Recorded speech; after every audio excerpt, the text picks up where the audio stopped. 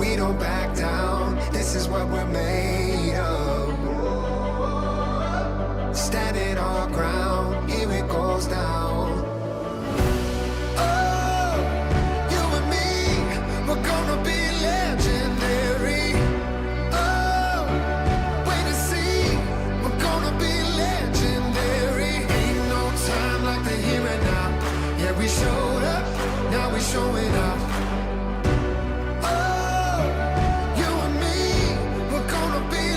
Legendary. Legendary. We're gonna be legendary. Raise up a white flag. Didn't come this far just to turn back. The curtains fall for the last act. Breaking that levee, breaking that levee. We don't back down. This is what we're made of. Standing our ground, here it goes down. Oh, you and me, we're gonna be legendary. Oh, wait to see, we're gonna be legendary. Ain't no time like the here and now. Yeah, we showed up, now we showing up.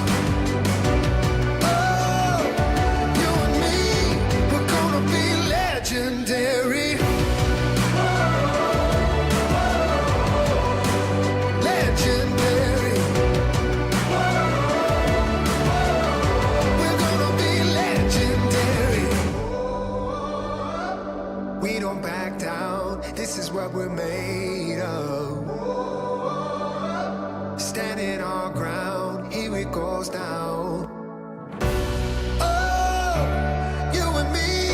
We're gonna be legendary. Oh, wait to see, we're gonna be legendary. Ain't no time like the here and now. Yeah, we showed up, now we showing up. Oh, you and me, we're gonna be legendary. Legendary.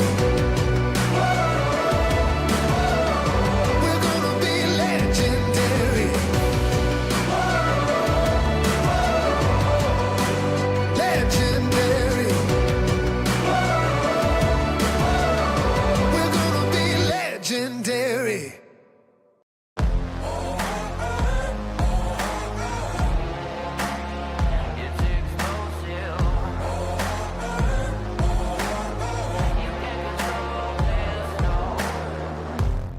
I got metal running through my bones, a resurrection like a ghost. Hurricane, go ahead and blow. Where you could keep your white flag, I'll never fold. A shadow on a battlefield, a survivor never yield. A thunder, go ahead and shade. Don't run from the storm when I feel the rain. There's no rest for the wicked, no victory for the weak. And when the weeds getting thicker, you'll never see me on my knees. You can't control this, it's explosive. You can't control this, it's explosive. You can't control this, it's explosive. I got a fever in my blood, a falling embers from above. I feel the heat when the pressure blows, a wildfire that you can't control. There's no rest for the wicked, no victory for the weak. And when the weeds getting thicker, you'll never see me on my knees. You can't control this, it's explosive. You can't control this, it's explosive. You can't control this, it's explosive. With every beat of my heart, I'll be the light in the dark.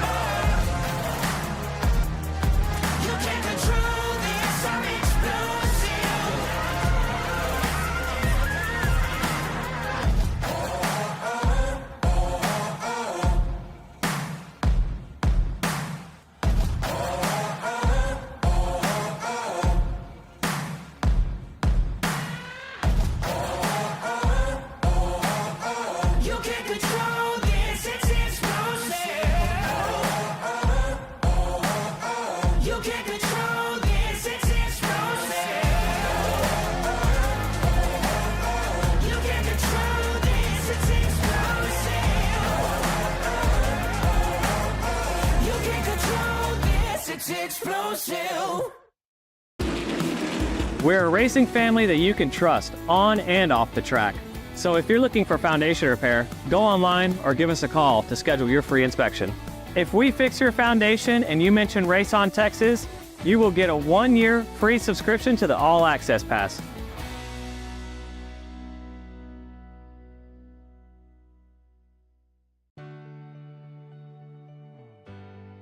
Our family started RVing a few years ago, and when I think about all those campfires and fishing trips and sporting events, these are memories that are going to last a lifetime. I want to help others do the same thing. Hi, I'm Kevin Smith, General Manager at the all-new Click It RV in Milton Freewater. People in this community are very familiar with this location and the great service they've always received. So the biggest question we get is, where is Keith? The great news is, Keith is still here. I've seen a lot of changes. I've seen a lot of things come and go. Through all the changes that we have seen, one thing that has not changed for us is the quality of our service. Buying an RV is a big purchase, but it should be a fun and happy experience. So whether it be in sales or service or parts, our mission is simple: be the best. From our team here at Click It RV in Milton Freewater, we invite you to come down and experience the difference. Racing isn't easy, but experiencing it is. iRacing puts you in the driver's seat with the industry's leading sim racing game. Drive on laser scan replicas of the greatest racing circuits from around the world. Go head to head against other drivers chosen by skill-based matchmaking to ensure competitive racing at every level. Compete across all your favorite series. In officially licensed cars, engineered to deliver the most accurate driving experience possible.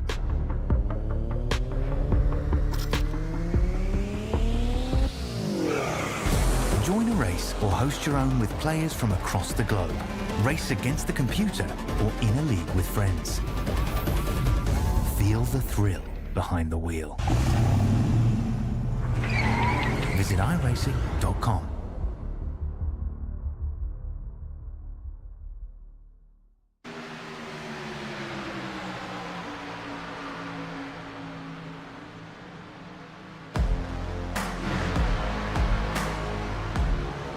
Well, good evening, ladies and gentlemen.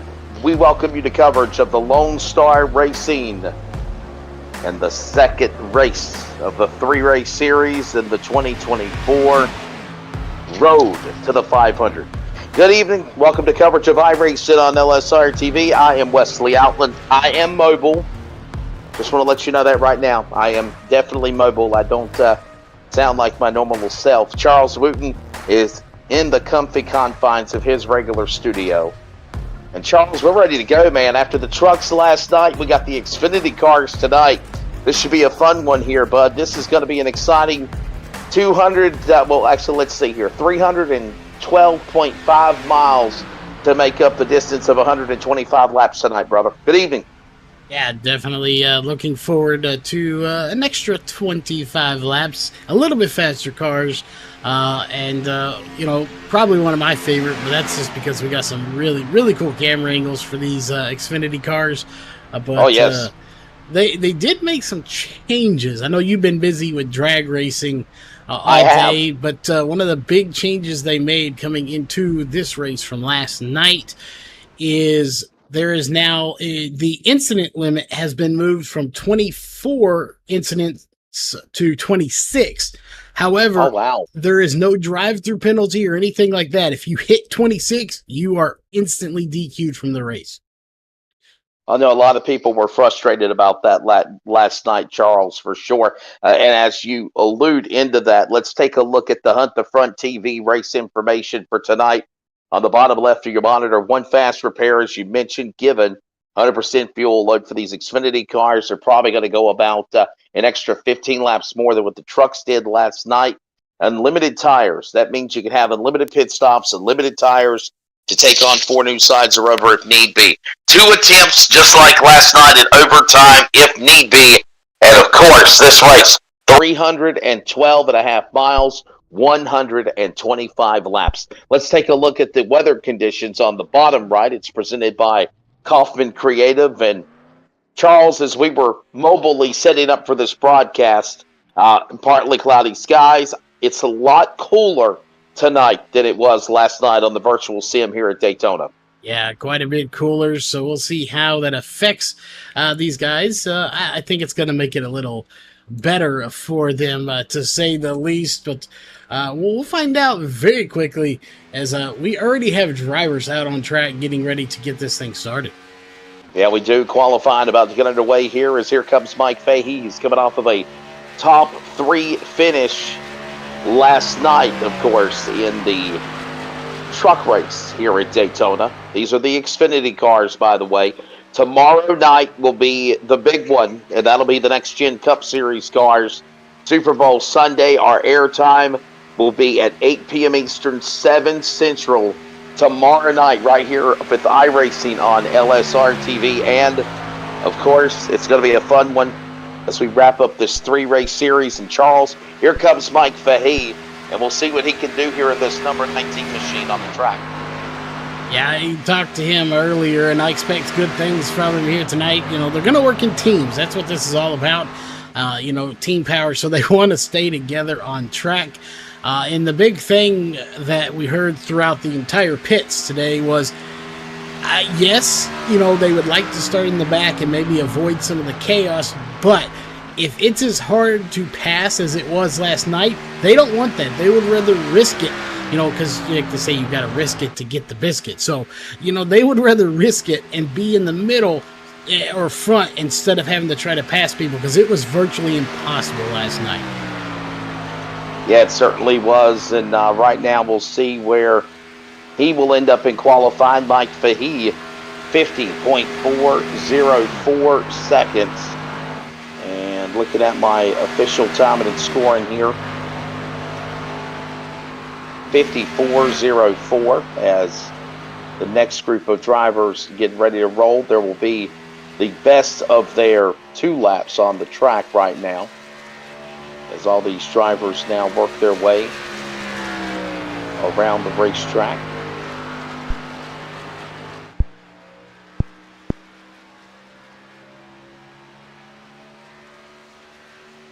All right, we'll see what these guys can do. Here comes Chris Klein. Charles, he had kind of an up and down night last night in that Beaver Motorsports number 51 machine. Yeah, it was definitely not what he wanted. He probably wanted to stay up front, but you're right. He had an up and down night. Looking to do a little bit better tonight. We'll see if he can get up there with Mike Fahey, who is currently at the top of the boards in pole position. But one thing, and I just alluded to this and hadn't even really paid attention to the car count. Talk about passing.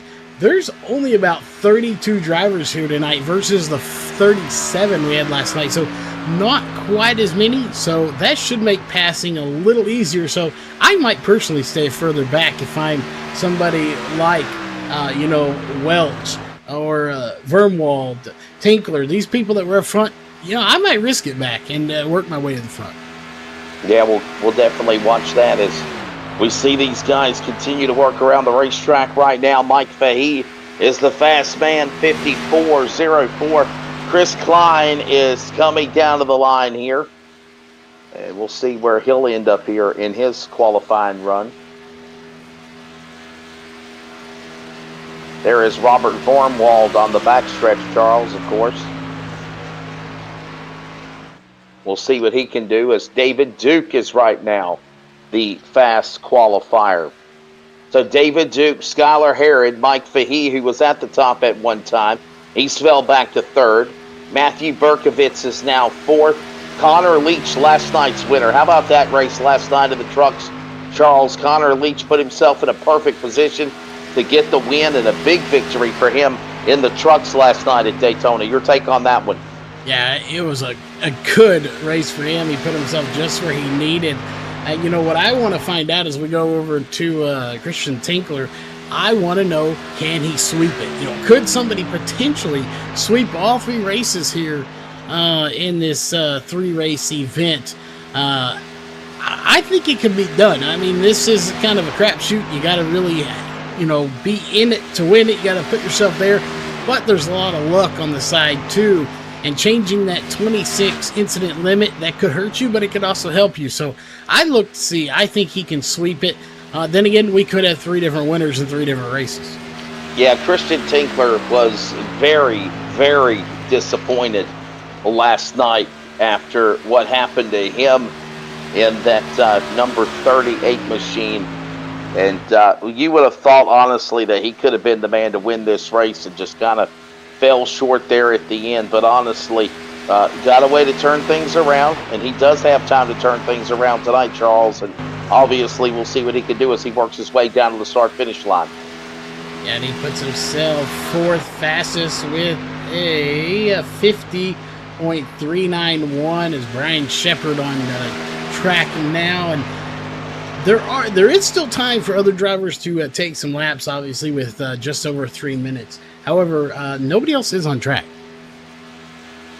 And, of course, as we mentioned, Brian Shepard. Brian Shepard will be the next man to roll out on the racetrack as these drivers continue on. Derek Welch going down to the top of the board. Connor Leach in the Skunk Works Graphics Chevrolet Camaro from Vancouver, British Columbia. He picked up the win last night. Here comes Brian Shepard, as we mentioned, on the clock to qualify. We'll see what this man will do here. And he's going to shut it down. Only 22nd fastest, so not the run he wanted. Or then again, Wesley, he could be the run he wants. He could have, kind of feathered the throttle a little bit on purpose. Just kind of stayed back, not as fast as he wanted to go. We'll find out that later on if he's up at the front. But it looks like, you got Johnson, Miller, Rogerson, Jones, Blaze, these guys not wanting to qualify. No surprise if you look at Johnson and Blaze, those two are teammates, so they're obviously hanging back together, but the rest of these guys just opting not to qualify here in the last minute and a half. And we're about 2 minutes away to go with qualifying. We got to step away real quickly. Let's take a break, and we'll be back with the starting lineup here for the Road to the 500 from Daytona.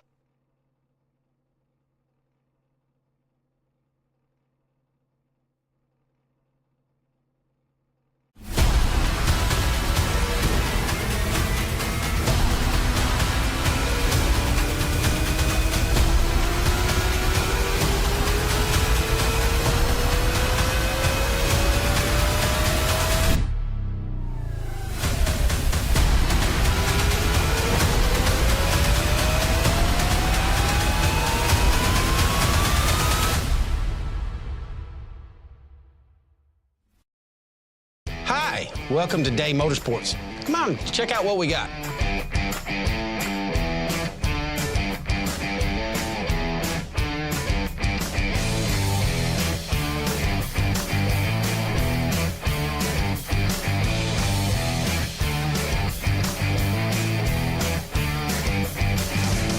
Thank you for keeping Day Motorsports in business for over 50 years.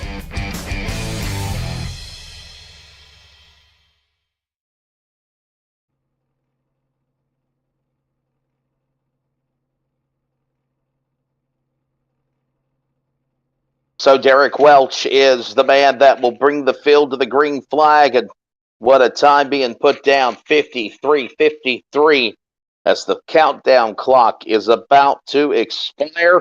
And we are ready to introduce the starting lineup for Race 2 in the 2024 edition of the second annual Road to the 500 here, presented by LSR Gaming X and Lonestar Racing. Here's your starting lineup on the pole. Derek Welch in the number 1. David Duke to the outside, row 1. Row 2, Chris Klein and Christian Tinkler here at Daytona. Row 3, we'll find, of course, the driver, and that is the man of Skylar Herod and Brandon Mastajewski in the 93. Row 4, Mike Fahey, a top 3 finish last night in the trucks. Tom Barish alongside. And Charles, your top 10. Matthew Berkovitz in the 31 and Robert Vermwald in the 12. He'll start 10th.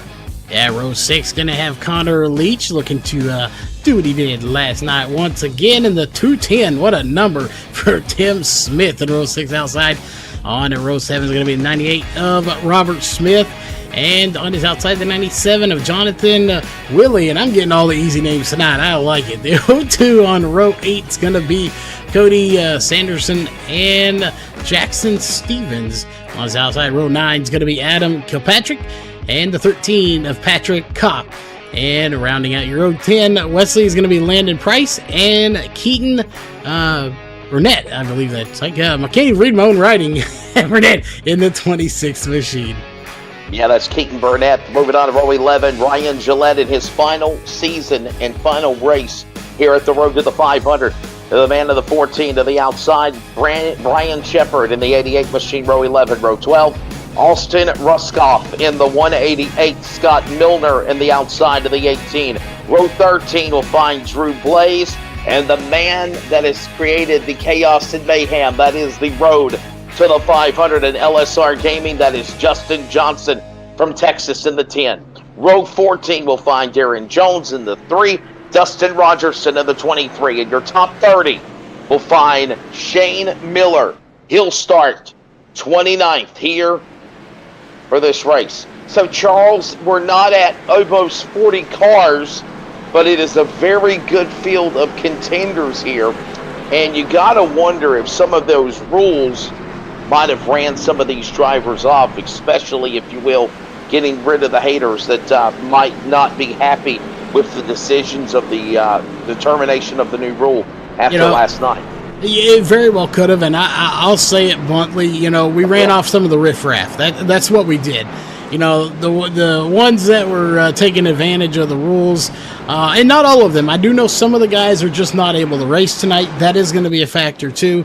But when they heard they weren't going to clear black flags tonight because people were taking advantage of that, some of them guys saying, man, the heck with this. I can't get away with little cheat stuff, so they're not racing. But again, that is only some. There are some that are out and just can't race on a Saturday night. Prime example yourself. You just got, not even home from a racetrack. So, I'm still in Jacksonville, mind you. Yes, I am. Yep. And real fast before we get going, I do want to we'll go through all of the sponsors later on, but this one right here, 31st Joint Task Force, they are a big one. They're putting $50 on the line here tonight. So they are the primary sponsor for tonight's race. We want to make sure we give them a big shout out. We'll go through all of the sponsors during our first caution or at some point during this race, but I believe it's the 31. I'll have to look it up. I know there's a driver out there. It's Gillett, I believe, has a really nice paint job with him on it. Well, let's go time. Daytona, second round, Road to the 500. And you know what that means as the green flag flies and they funnel back into turn 1. It is time to feel the roar at Virtual Daytona.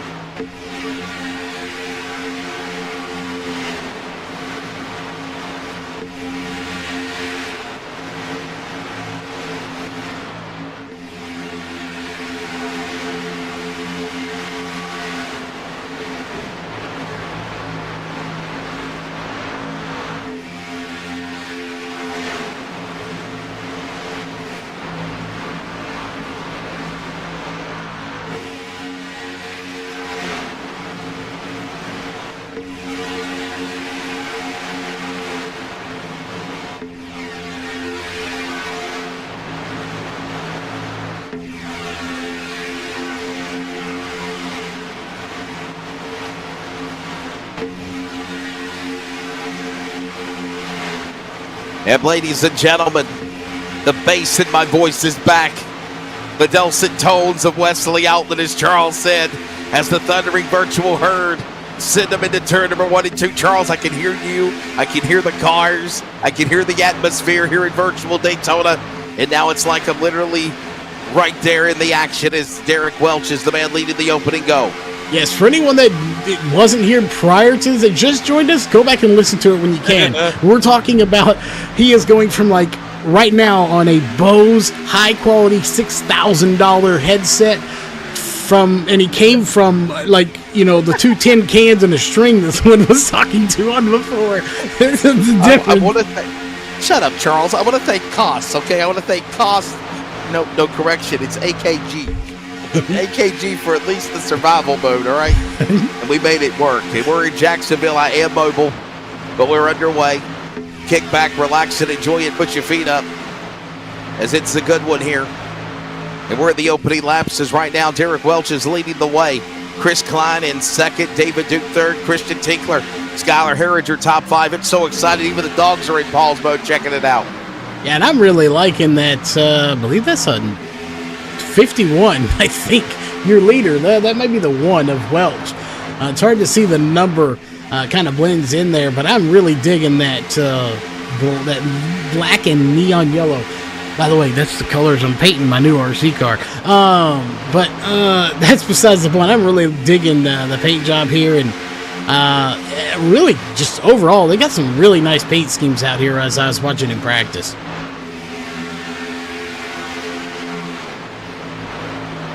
Right now, Derek Welch in the lead. David Duke, he is in that second spot. Christian Tinkler is third. Chris Klein, a couple of Toyotas, a Chevrolet, and a Ford right now with the top 5. And all of this is going on down that back straightaway. You're on board now with Derek Welch from the rear of his car. It's Klein, Chris Klein, that is right now for the lead and third, Charles, as they work off the corner. Listen, keys to the race if I was giving them out and we put them on the screen. I know we used to do them back at the Northwest Racing Series, Charles, and I think it's literally summed up of what we had last night. We had a lot of calamity. 8 cautions. I thought we had lesser cautions than I thought we were going to see at the end there.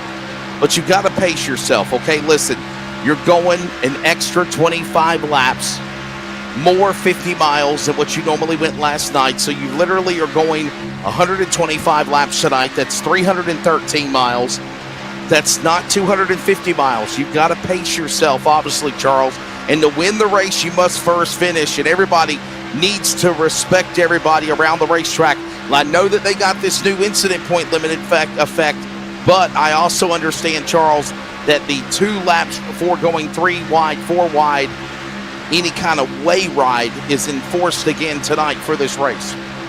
Yeah, it definitely is, and everything you said, I definitely agree with. And, you know, last night, obviously, at about lap 80, it was go time. Tonight, you've got to wait another 20 to 25 laps before you get to that point of the 20 to go. So, you know, that's also more time to damage your car, getting into problems. So you've got to mind your P's and Q's, and they're doing just that. Nobody's really trying to go 3 wide. And we mentioned it last night. It looks like they're trying to go 3 wide, you know, zigging and zagging and weaving out. They're not. They're just trying to keep their engine cool more than anything. They're not trying to do anything crazy just yet. They may here in the next couple laps. I don't know, but they're not yet. Yeah, they're still trying to hold it together, no doubt, Charles, as again we watch them work their way back into the turn again. Look at them slicing and dicing back into corner number 1 and 2 down that back straightaway. It is Derek Welch in the lead. Welch in first, Duke second, Klein third, Christian Tinkler and Herod the top 5. Charles, we might be mobile, but we're still getting it done as they're working the backstretch going to 3. Yeah, you always know when your mobile unit's better than some in their studio. You're doing a good job as Klein and Welch. You know, no surprise there to see them up front like they were yesterday. You got Tinkler in there as well, Barsh in there, Fahey's in there, Leach, all these in the top 10. You know, we'll see. You got Smith up there, some new names, especially the 02 of Cody Sanderson. So that's a new name we didn't see last night. That could play a factor into this. We don't know how they're going to drive. They could be more aggressive, less aggressive. No, with these new drivers, that really changes things up for everybody.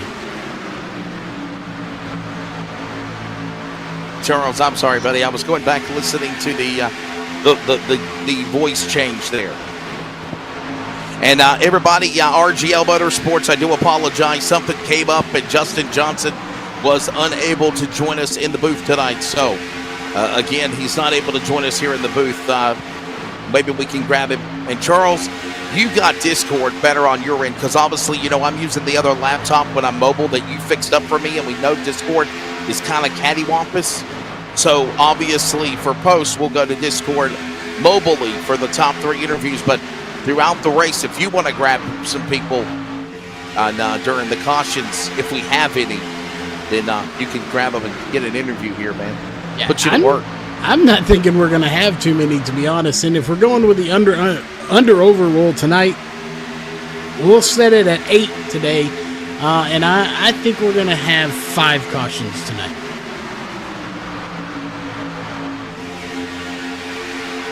The over-under rule, of course. And if you want to check this out real quickly, Charles, down below the bottom left of the monitor, it is the Virginia811.com reminding you dig with care race summary in the early going, 10 laps in, and you already see a couple of lead changes along the way. So far, no cautions and no caution lap.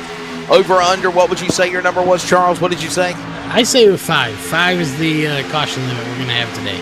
I think I'm going to stay with I'm going to stay with 8, honestly. I think the 8's the number. I'm going to go with 8 again. Well, you are a Junior fan. He likes the number 8. I'm not sure who 5 is. I think that's Kyle Larson now, isn't it? 5 is Kyle Larson, yep. And formerly it was Casey Mears as well as Ricky Rudd. And obviously the big success for the longest time was Kyle Busch in the Hendrick car and Texas Terry Labonte in the 5. Yep. So there you go. Yeah. See, now am I unveiling again how old I am? A little bit. Unfortunately, I do know this one because I know Terry Labonte and I know the 5 and I know Kellogg's. So I guess I'm revealing my own age with you because, I would love to eat a bowl of Kellogg's right now. And by the way, for anyone that thinks this is gross, I'm saying it right now, it's good. Get you a bowl of Kellogg's Frosted Flakes, put peanut butter on it, and then pour the milk on. And have peanut butter covered chocolate or Frosted Flakes. Best thing ever. Kellogg's Frosted Flakes with peanut butter. Mm-hmm. You put the peanut butter on first, and then pour the milk on and let it kind of disperse it, and it's the best thing ever. Okay. Well, just imagine having peanut butter covered Frosted Flakes. Hold that thought. We about got scattered, smothered, and covered a moment ago coming off the corner there. Duke, Welch, and Tinkler. Here comes Tinkler down to the inside. He had a little wiggle and a jiggle and a giggle and a bobble off that corner, and somehow he saved it.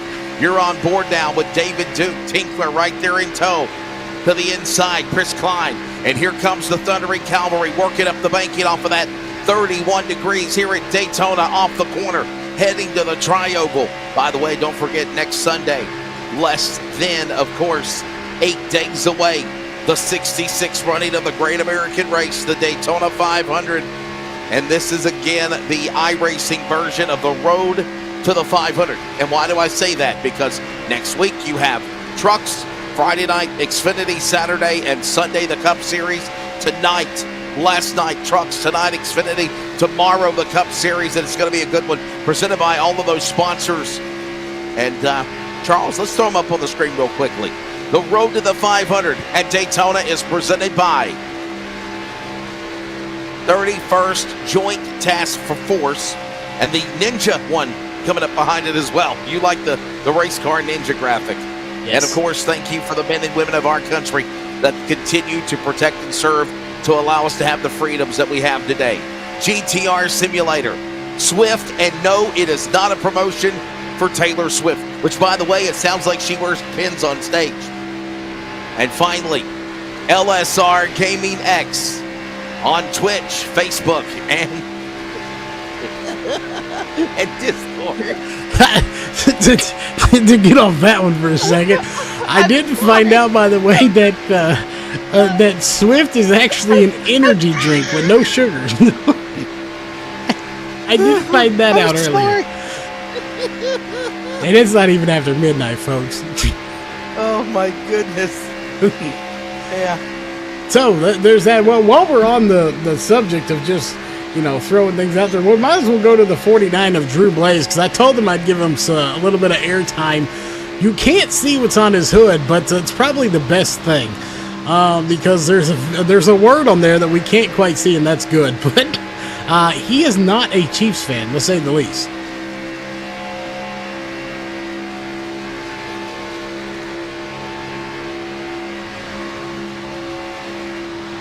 Oh wow, I'm still in stitches about the whole Taylor Swift video that went viral of her being on before the Super Bowl, by the way.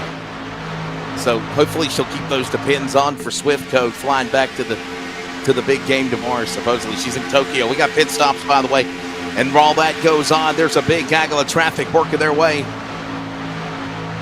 back into the corner.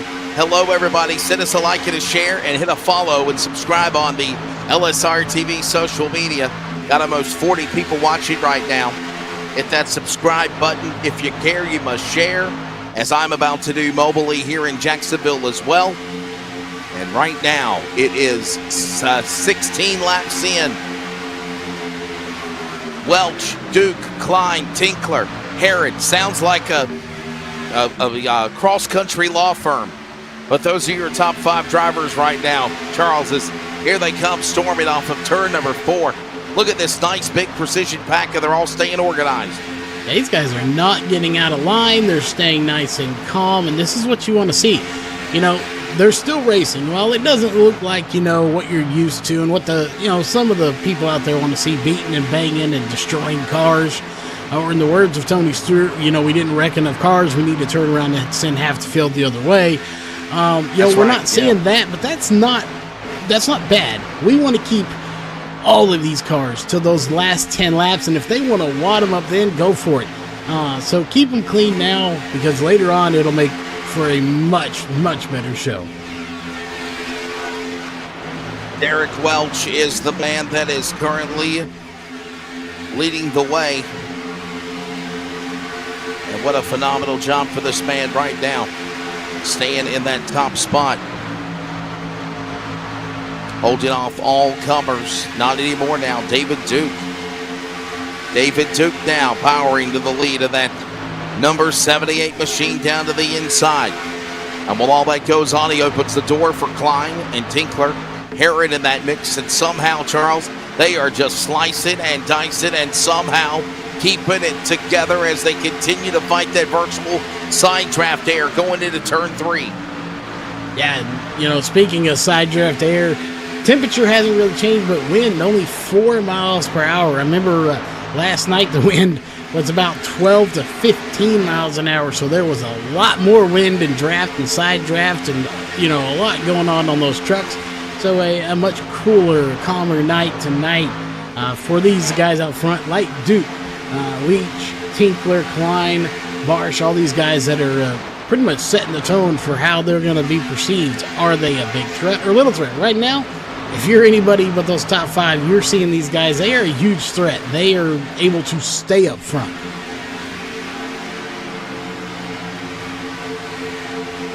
So David Duke continuing to be the man that leads the way right now. Derek Welch at that number 2 spot. As the laps continue to roll on here. Round 2 in the road to the 500 for Lonestar Racing. Charles Wooten, I'm Wesley Outlet. All of our crew, Rocket Racing Media, LSRTV Next, everybody that put this amazing 3-race night series together, and it all culminates for almost, well, it's going to be a fun one, 375 miles, 150 laps tomorrow night for the Cup cars. Charles, me and you are both in agreement. We don't really care that much about the Super Bowl. We're looking forward to this big show tomorrow night with the Next Gen Cup cars. And it sounds like, as we're 20 laps in, by the way, there has been massive improvements, Charles, done to make the Next Gen Cup cars on iRacing a lot more exciting and familiar to what the real deal is now. Yeah, they definitely 3 wide, have. going back to 1. Yeah, we got a lap car. I believe that is the 13. It is of Patrick Kopp that's being put his second lap down. And other than that, Brandon Macy Juski is also a lap down. Everyone else is on. Yeah, Macy Juski is on the lead lap. There's a lap down. Everyone else on the lead lap. And yes, I agree. Don't care too much for the Super Bowl. However, I will, watch a little bit before, and that's mainly because I want to eat pizza and fruit trays and vegetable trays. So it's more about the delicious food for me than it is the actual game. So I had no problems when they said, hey, you want to broadcast a race on Sunday? Sure.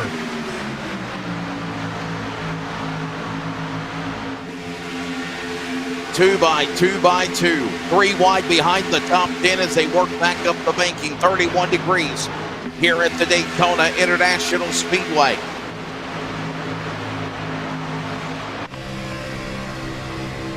Obviously, Daytona International Speedway measures at 2.5 miles.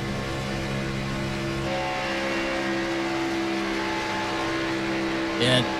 I want to point out, Wesley, we talked about my really nice looking, pretty neon yellow and black car that was in the lead. Well, they slimmed back a little bit. That is the one of Welch. He's now in 7th place.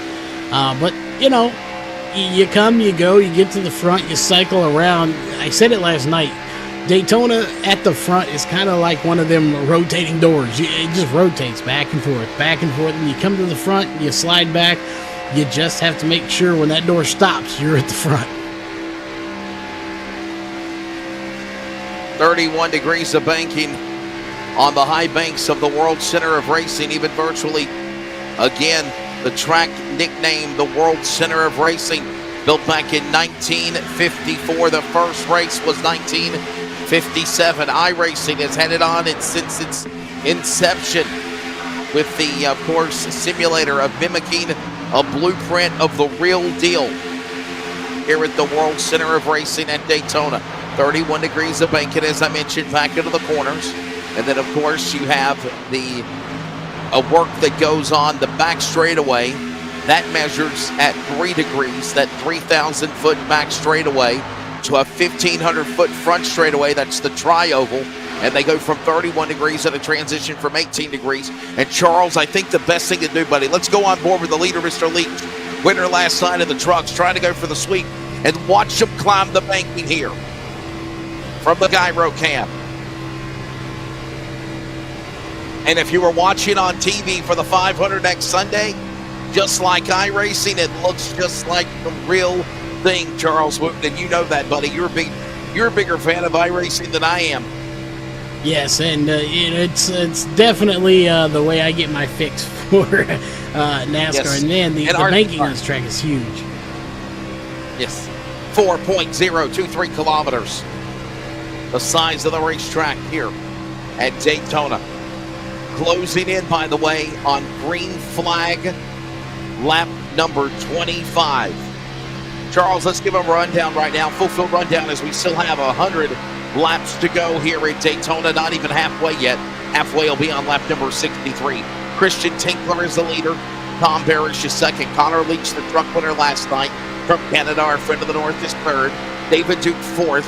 And the Tim Smith in the Toyota is fifth. Right now, 3 Chevrolets, 1 Ford, 1 Toyota in the top 5. Then it's Mike Fahey. He just got passed actually by Adam Kilpatrick. Then it's Mike Fahey. Then it's Justin Johnson in the Ford in the top 10. Robert Smith, Derek Welch, the top 10 here at Daytona, Charles. Yeah, you got 11th place Chris Klein, and they're starting to shake up a little less than they were for you, as you got Stevens and Aaron trying to, they're duking it out side by side for 12th and 13th. 14th going to be Drew Blaze. You got Berkowitz in 15th, and we're wrecked. The wall, 210. Tim Smith is wrecked, and the entire field implodes from within.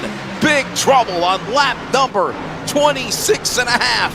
Calamity, turn 3, from the top of the banking where the safer barrier is, all the way to the bottom of the apron in the turf. The big one has just happened on lap 26. What a view. We had it on the back deck lid looking backwards. So we got a good shot of it while we were going through the field. And, well, as you said, the big one, that just wadded up some cars. Yeah, it just took out a big mass field. Look at this, man. Nowhere to go. And also on Charles, it looks like a bad bump draft gone wrong. Let's see here. Pick a car, any car. Obviously, you could do that. Charles, let's go on board with the 210. Let's go on board with Mr. Smith because he's the first man that got shake, rattled, and rolled in all this calamity. The Toyota number 210 of Tim Smith. He was in the 28th spot now on lap 28, ironically. Here it is. Watch this on board. Charles set it up for us. What went wrong? Side draft again? Yeah, but do believe it was a side draft. We'll see. Yeah, right there. He just doors him. And it is on from there, man. Parts flying everywhere. And, well, that was all she wrote. And you can see he really kind of avoided a lot of the carnage, but not enough as he got a big chunk of it. But he wishes he had less, I can tell you that. And everybody is coming down the Calvary mass gathering of drivers on pit road. It is about to be a circus. 4 tires and fuel.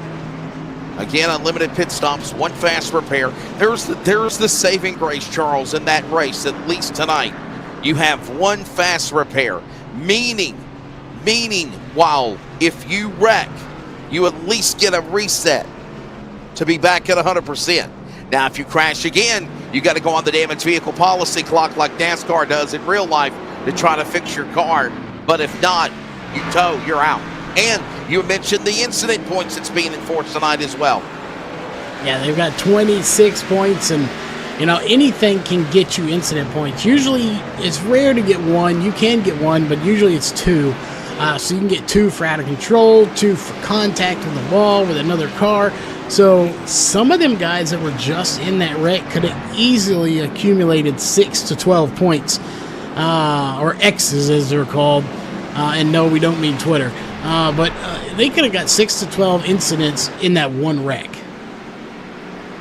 By the way, Landon Price did not pit. He's the man in the 27. Everybody else did. Canada's Connor Leach, winner last night in the wild race in the trucks, is in second. David Duke, Christian Tinkler, Brian Shepard, and Tom Parrish right now outside the top 5, and we step away from the road to the 500 Saturday night Xfinity Daytona. This is iRacing on LSRTV.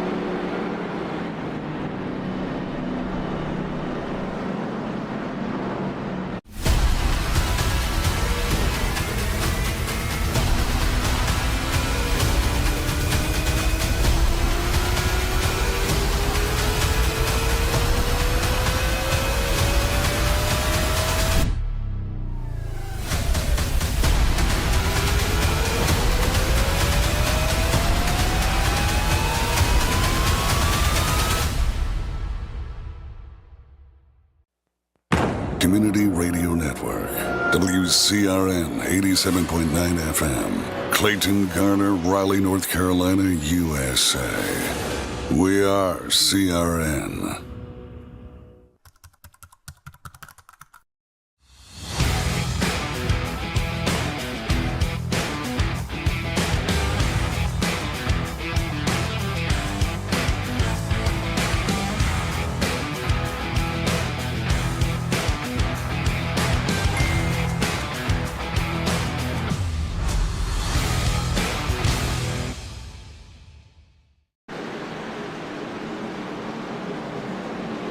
Hey, welcome back, and we are closing in on lap number 30. Lights are off on the pace car, and the man that was in the front that did not pit has finally gave up the, if you will, proverbial white flag, and he's came down to the pit lane.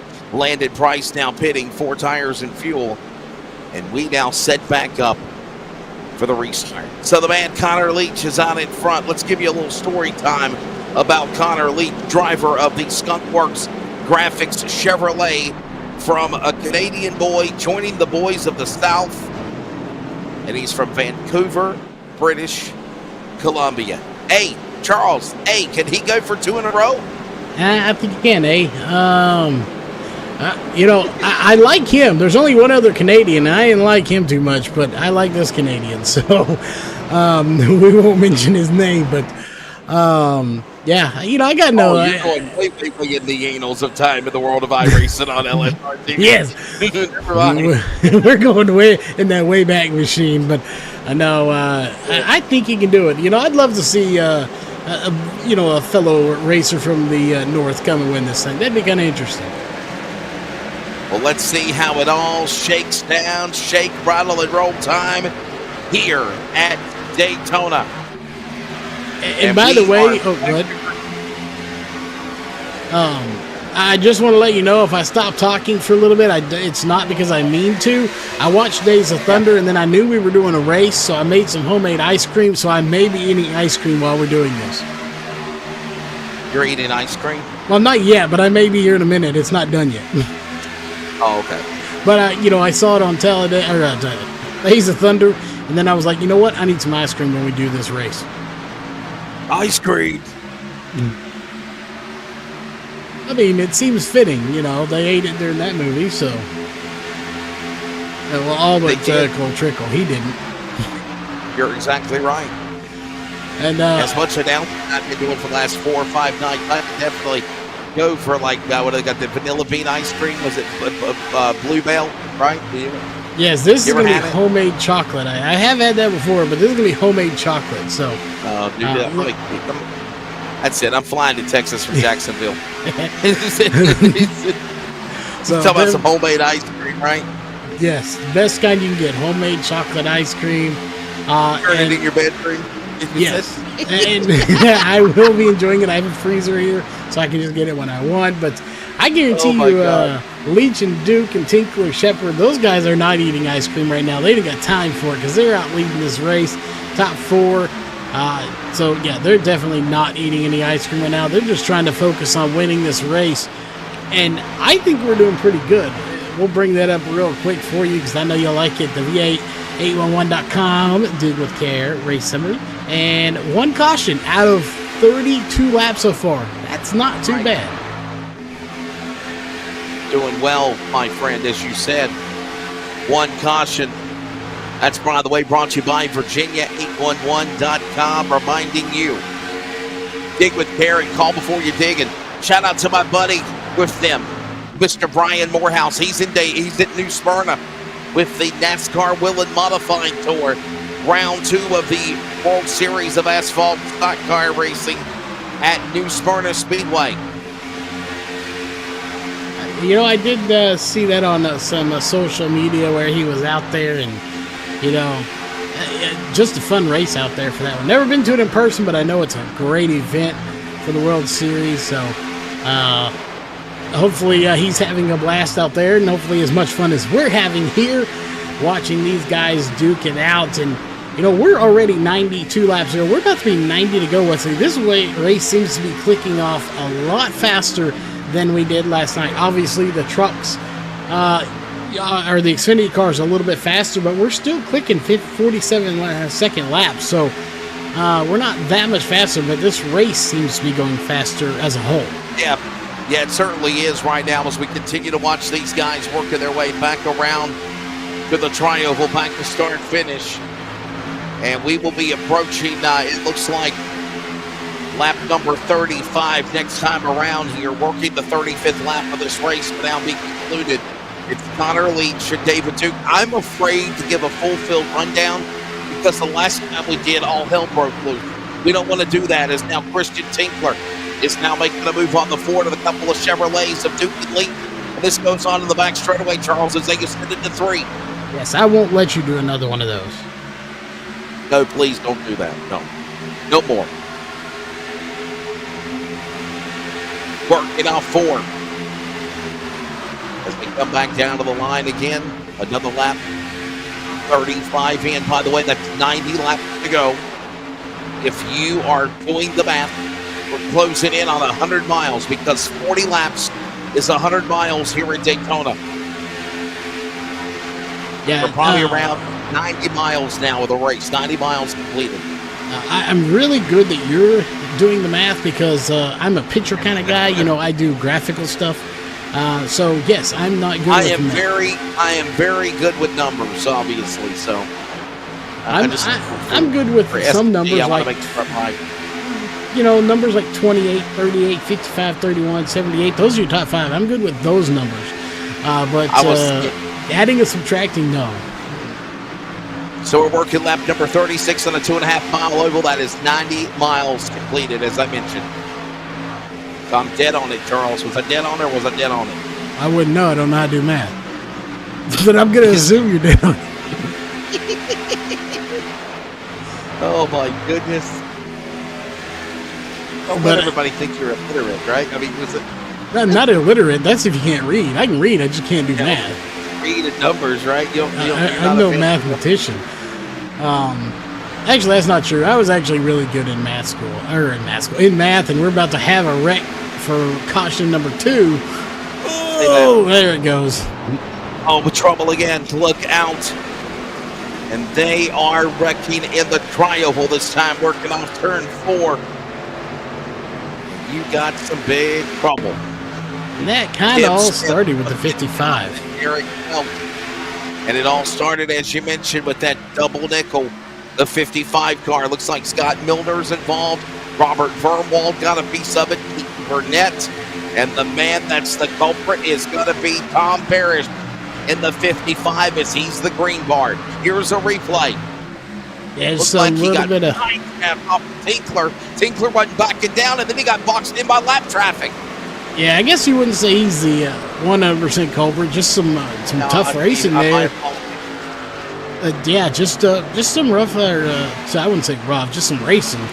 A little side draft, like you said, and gets a little loose, and whoopsie daisy, and around they go, and that leads to caution number 2.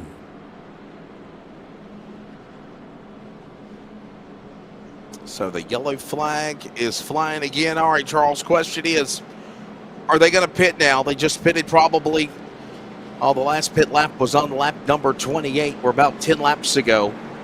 I don't think they pit this time. I really don't. I don't see it happening. I think we're going to see some come down. Mainly because, I can't be the same as you. We got to be different, so somebody's wrong. One car coming. Nope, there they come. And it's the whole proverbial monkey see, monkey do. The man in the front does it. Well, everyone else is going to do it except for Christian Tinkler. He's going to be the odd man out, and he is going to stay on track. Matthew Berkovich will stay on track to take advantage of also the pit opportunity to stay on course. Ryan Gillette will as well. Jackson Stephen. Hey, Charles, while we got a caution, brother, why don't you swing into the Discord, man, and see if we can find a driver to talk to. All right, I will let you chat for a minute, and I will see if I can jump in there and find someone. All right, so Charles is going to try to grab a driver. He'll handle that I'm mobile, so I will not be able to jump in on the Discord until for post-race. And I'm just glad that we got it fixed out where I'm actually transmitting through the expensive equipment board. All right, we're going to try to see if we can't get let's go down to Charles. Justin Johnson, you got a copy. Well, you got me here. Wesley's mobile, so Discord will be ready for him for post-race. But how's the car handling? We see a little scrapes and bruises, but it doesn't look too bad. A little on the damaged side on the rear, but how's it handling? And, overall, how's this race going?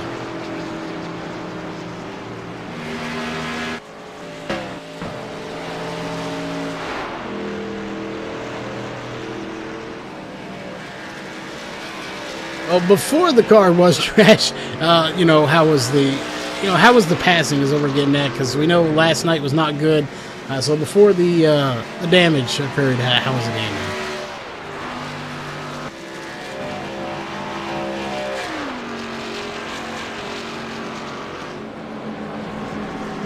All hell broke loose on that big wreck, and that's super speedway racing. this one here, this caution here, I just said I'm going to hold it low, let these guys go around me on the outside since I was slow. But apparently the outside line didn't move up to give the inside line the opportunity to get around me. So that's kind of, I don't know, that's the outside line trying to use me as a pick, I guess. And now I got a penalty for entering a closed pit. Well, we'll let you go. Hopefully we didn't cause any more issues for you bringing down here. All right, man. Well, not sure how much of that you... Back to the green flag. It'll be on lap number 40. Still got about 115 miles left. And Charles, we still have not even hit the halfway flag yet. Lap 63 will be halfway here at Daytona. Yeah, we haven't quite hit it yet. It'll be there before we know it, I believe. Like I said, this race seems to be going a lot faster than last night. But tomorrow we still have the Cup cars, the next gen. They're going to be going even faster. So definitely looking forward to that as the pace car dives off here for the restart. Charles, we were talking about the next gen Cup car and the advancements that iRacing and NASCAR have done in the simulation world to make it so much better, and I'm hearing a lot of people giving praises about it. We were kind of hitting about that, and then we had the crash a moment ago. What's your take on it as we go back to green? Yeah, I think they've made a lot of improvements, and the thing you got to remember with the NASCAR tracks and the Cup cars in particular, or the next gen cars, they have to get these as close to realistic as they can. Because of the eNASCAR Coca-Cola stuff, they've got to get stuff good for them. In NASCAR, they want that stuff to be as on point as they can, because it's a representation of, NASCAR themselves. So, they have to make improvements all the time to make it the best product available. And that's why we tell people iRacing is the best simulator you can get to simulate the real thing, because they work so close hand in hand with NASCAR, and to prove just how good they are of a simulator, look at IndyCar. They said, see you later, iRacing. Well, it was less than a year later, they said, hey, we want to come back. Not even a year. And then iRacing said, oh, yeah, well, you're going to have to play our terms now. Look at this, bobbing and weaving, and this is not playing the terms with these guys on the racetrack right now. As Barish, oh my goodness, hold on to it. Sideways below the apron, Christian Tinkler now with a save. And somehow Shane Miller free falling like the words to the Tom Petty hit song down that back straightaway, and he saved it, and we stay green. And I think part of this, you saw that smoke. I don't know if you saw a little puff of smoke just then. Yeah. Right there. That's what it is. It's not a blown engine or tire squill. I guess it's kind of tire smoke. Whenever, whoever that is, I believe that's possibly the Leach. It is. You see the damage on the 78 it's not machine. Leach, No, it's Duke. Yeah, it's David Duke that's smoking. Yeah, his car's blinking in and damaged and going in and out, having some little connection issues there. That's what that smoke was. It's when he blinked back in and his tires hit the ground, kind of like an airplane landing. Your tires hit the ground. That's what you're seeing. So that could have been kind of what caused all that little chaos there, because people are trying to figure out, okay, where is he coming back in? What's happening? Oh, trouble that in the crack. Tom Barish into the infield turf. He saves it.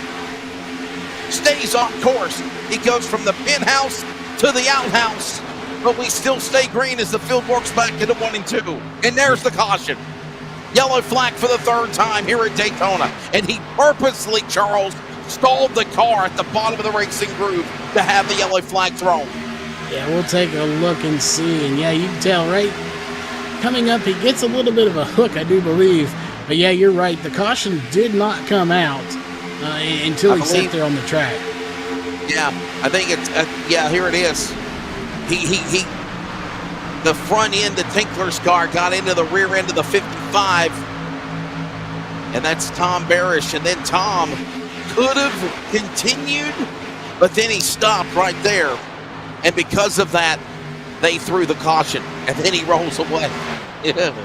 Charles, if I was the race director right now, buddy, I know he's mad. Don't get me wrong, Charles. I know Tom Barish is mad because he got hit and took it out from leading.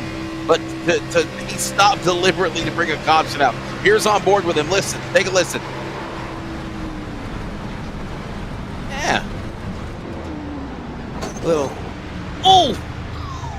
Yeah, and I'm trying to see if maybe the suspension broke. That's what we call some agricultural driving right there.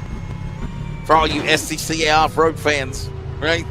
Yeah. So, that don't sound right, Charles. Say, yeah, maybe he did have a problem. Yeah, I'm thinking because that wheel is turned. You see the little red dot on or line on his wheel. It's all the way turned to 6 o'clock, and he's, I think something's severely wrong with that car.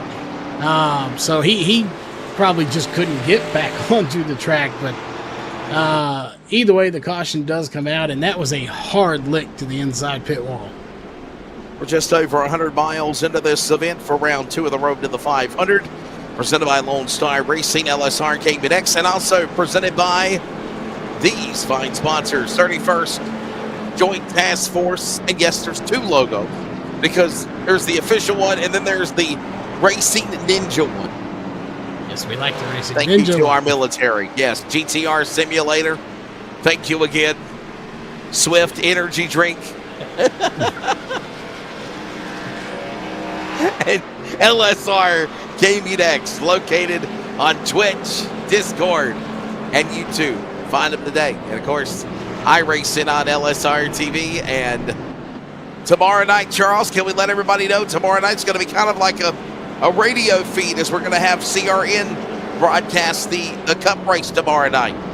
Yes, and I said when we were off air, we were on a commercial break, I said about time. I've been playing the disclaimer for the last 2 nights anyways. It's about time we get to play it, but or actually have it on CRN. It's kind of the season finale, or series finale, I guess you could say. So looking forward to tomorrow night. It's like having, Thursday, Friday, or Saturday, was it Saturday, Friday, Saturday, Sunday, well, it is Friday, Saturday, Sunday, like the real deal. We get to have all 3. So it's kind of nice and kind of cool to have this event going on. Tomorrow night, of course, again, the Cup cars, the next-gen Cup cars in action. If you enjoy it from Daytona, iRacing on LSRTV and on CRN, the Community Radio Network, 87.9 FM in the Johnston County, Smithfield, Clayton, Garner, Goldsboro area, Dunn, Benson area. We're expanding, actually. We're going to be increasing our broadcast wattage for the new FM frequency beginning in April of 2024. I think we're going to go up to, it's going to go 90.1 or 91.5, I believe, Charles. It's what we're planning to do. So year by year, spending a little bit more money and increasing the revenue stream and the frequency distance length to be on the radio. But yeah, we're looking forward to having that race tomorrow night. We got lights off with the pace car. So, my question for the CRN representative here, when are we going to be in the Wichita Falls, Texas area? Oh, dude. I guess we could have a CRN West, right? We could have. Wouldn't it be CRN Central? No, it would actually be called CRN Deep South or Mid South, right? Because you're in the Mid South. Yeah, see? There you go. I declare this must happen by the end of 2024. There you go. Are you going to be the guy that operates everything for me? Shoot, no. I got a full-time job. Then okay. I will make sure that whoever you put in charge does their job, and I'll expect $30,000 a year. Whew. But don't worry, I'm payable in chicken wings. Trying to take away my salary. Whataburger, too. Whataburger is really good. I will take Whataburger or chicken wings from Buffalo Wild Wings as payment. And speaking of where I'm from, now that I just divulged my location, I want to know where chat's from. We got about 32-ish people watching out there. I want to know where the fans are watching from. Let us know where you're tuning in, everybody. All right, and we will get ready for a restart. I'm literally, Charles, doing multitasking. I'm calling the race with you, and then I'm doing the social media stuff to post. As you know, I always do. I tag you and all that tag you in all those shenanigans, and you love it. You're the only one that ever tags me in anything. So, yeah, no one else tags me in anything ever, except for one person trying to sell me Bitcoin one time. But that's a whole nother story. Would you say Bitcoin? Yeah, they were trying to sell me Bitcoin. All right. Well, we're ready to fire them back up here at Daytona. Lap 47. Closing in about less than 20 laps. 15 laps to halfway, if you will. Still a long way to go in this one. Only approaching lap number 50, 75 laps to the finish. I know it doesn't sound like a lot, but man, on a big track like this, it really is, Charles. We still got a long way to go here with these Xfinity cars. Yeah, we got a long way to go, and well, in this case, actually quite a bit of time to get there, except for that wreck happening. Oh, trouble! Back straight away, and they're wrecking again. Jackson Stevens is involved. Matthew Berkovitz is caught up in it. Robert Verwald also collected, possibly David Duke, maybe Cody Sanderson. Another massive multi-car crash, and this one, Charles, was on the restart. They didn't even complete 2 laps to start going 3 and 4 wide, and honestly, they weren't going 3 and 4 wide. No, just a little bit of a hook there, it looked like. Turned him loose, and around they went. Ryan Gillette in, Jackson Stevens, and others. And you have got scattered, smothered, and covered again with another virtual metal omelet of destruction on the backstretch. My, oh my. Duke got involved in this. The 31 got involved. Unfortunately, your sponsor for tonight's race. Late Night Waffle House, right? Yes. And I'm not sure. You're about to see how the 78 got involved in this one, but he took a hard look to the inside wall. And we'll see exactly what happened right there. And then it was all bets were off. And then just, boom, right in the inside wall. Yeah, heartbreak. Absolute heartbreak, man. Let's take a look at it. Charles, why don't you try to grab another driver, dude? Let's see if you can grab Christian Tinkler and get his thoughts. He's actually getting ready to come down to the pit lane, and somehow, some way, dude, he has been staying out of trouble all night. Yeah, we'll let him do his pit stop real quick, and then we'll bring him down. First we'll find where he's at, then we'll bring him down. Yeah, I think he's with the JTF team, if you remember. I think it's Team Speak 14, if I remember correctly. Christian Tinkler and everyone on pit road: Sanderson, Klein, Berkovitz, Steven, Shepard, Ruskoff, Blaze, all them coming on pit road. And we are 75 laps remaining here. 13 to halfway at Daytona, and we are not done yet. And we'll see. Tinkler should be leaving here soon to go. We don't want to cause him any penalties on pit road, but right. He is sitting there. He may have an extended pit stop here, so we'll go ahead and bring him up real quick. Tinkler, you got a copy? Yes, sir. I'm right here. Well, we didn't want to get you on pit road, but it looks like you're going to have a bit of an extended pit stop. Hopefully not for eating ice cream, but sorry, we were watching movies earlier, but before all the chaos that was that wreck, how was the car handling, and do you think you can get it fixed and get it back out there? Absolutely. It's a situation like it was yesterday. Took some damage, not using a fast repair, waiting for that till the end of the race. And I'll be a couple of laps down, but I'll keep my head down and get them lucky dogs and get back right up to the front. You'll definitely have that. I think we're going to surpass my guess of 5 cautions in tonight's race.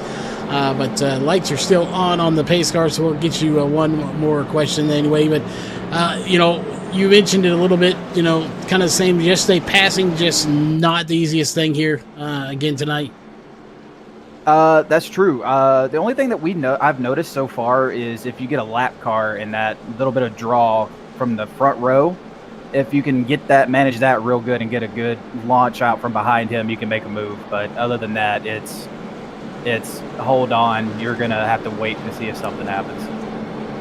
We'll see.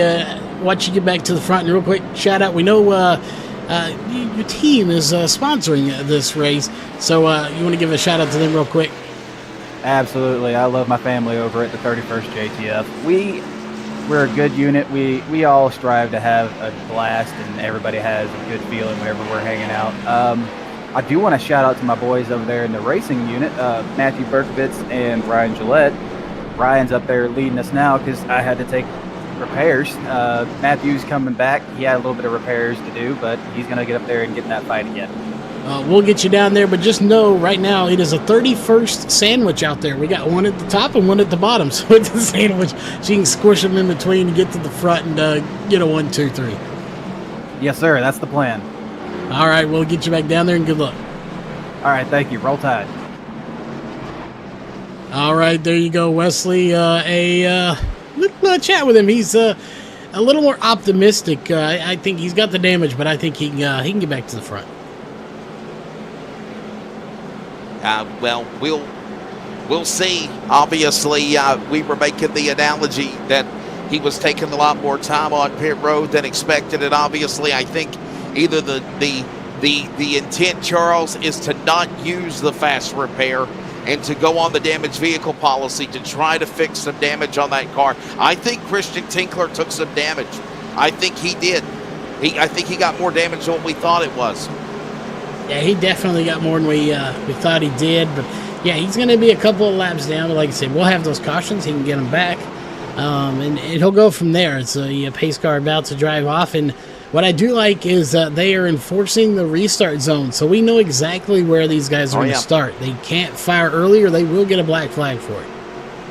And that restart zone is presented by Geico.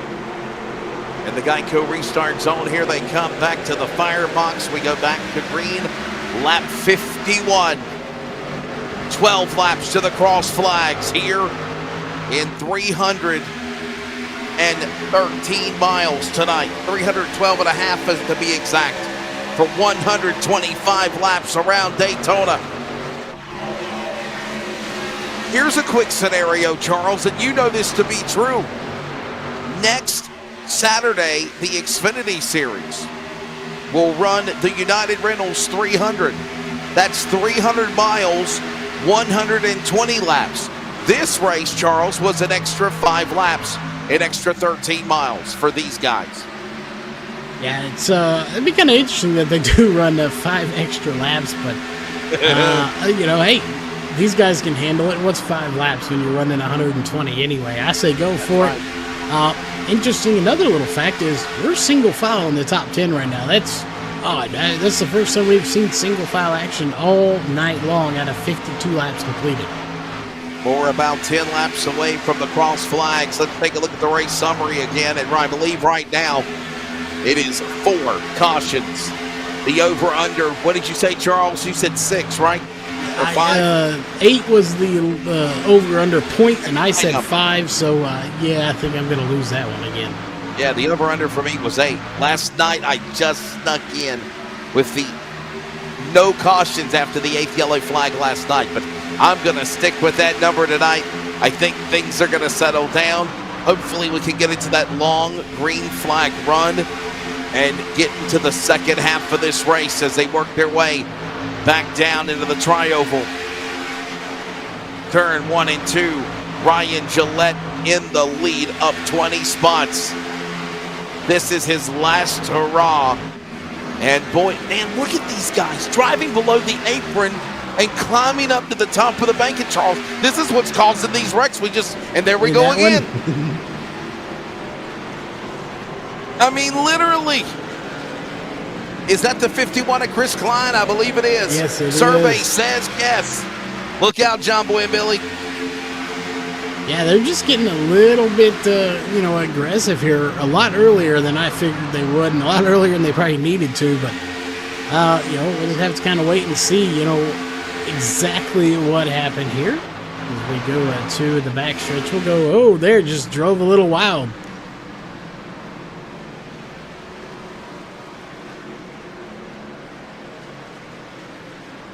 I want to get another look at that one. We'll switch back over to our good cam, the spotter cam, and see, did the 51 have help is the question. I will find out. I saw drivers going from the bottom of the apron and climbing the top, and we have seen this happen already on numerous occasions. I am not a fan of it, Charles, in my opinion, unless you're... Look at this guy. Yeah. What in the world? Maybe it wasn't Klein's fault. My no, apologies. it looked like the other three car. just got a little loose. Yeah, it's the 3 of Darren Jones, actually. Charles, in my opinion, new rule. If you drop below the apron, bottom line, I think that honestly, if you drop below the apron, you should either stay to the inside until the entire racetrack pack clears, or if you don't and you cause an accident, you suffer a penalty. That's the race director mentality of me coming out, not the announcer. Yeah, and there was contact between him and somebody up there. I'm not sure who it was, but it was very little contact. But yeah, you get below the line. He tried to recover from it instead of just keeping it down there. He tried to recover back in the racing groove, and we saw the results of that one. Well, we go back under the yellow flag, and we have not hit halfway just yet, by the way. Let's take a look at the track temp and see where it's at, presented by Kaufman Creative. Oh, let's see where we started at. It looks like, Charles, it ain't really changed that much. It's still the same.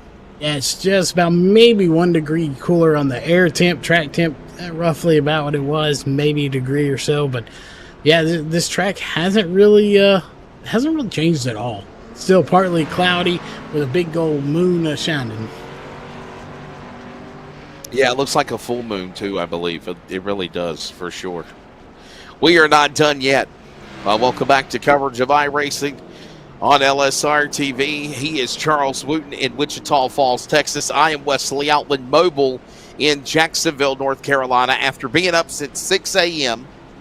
and announcing drag racing from 9 a.m. until 9 o'clock at night, Charles. Almost 9:15 is when I finally got to where I'm settled in right now to prepare for this event.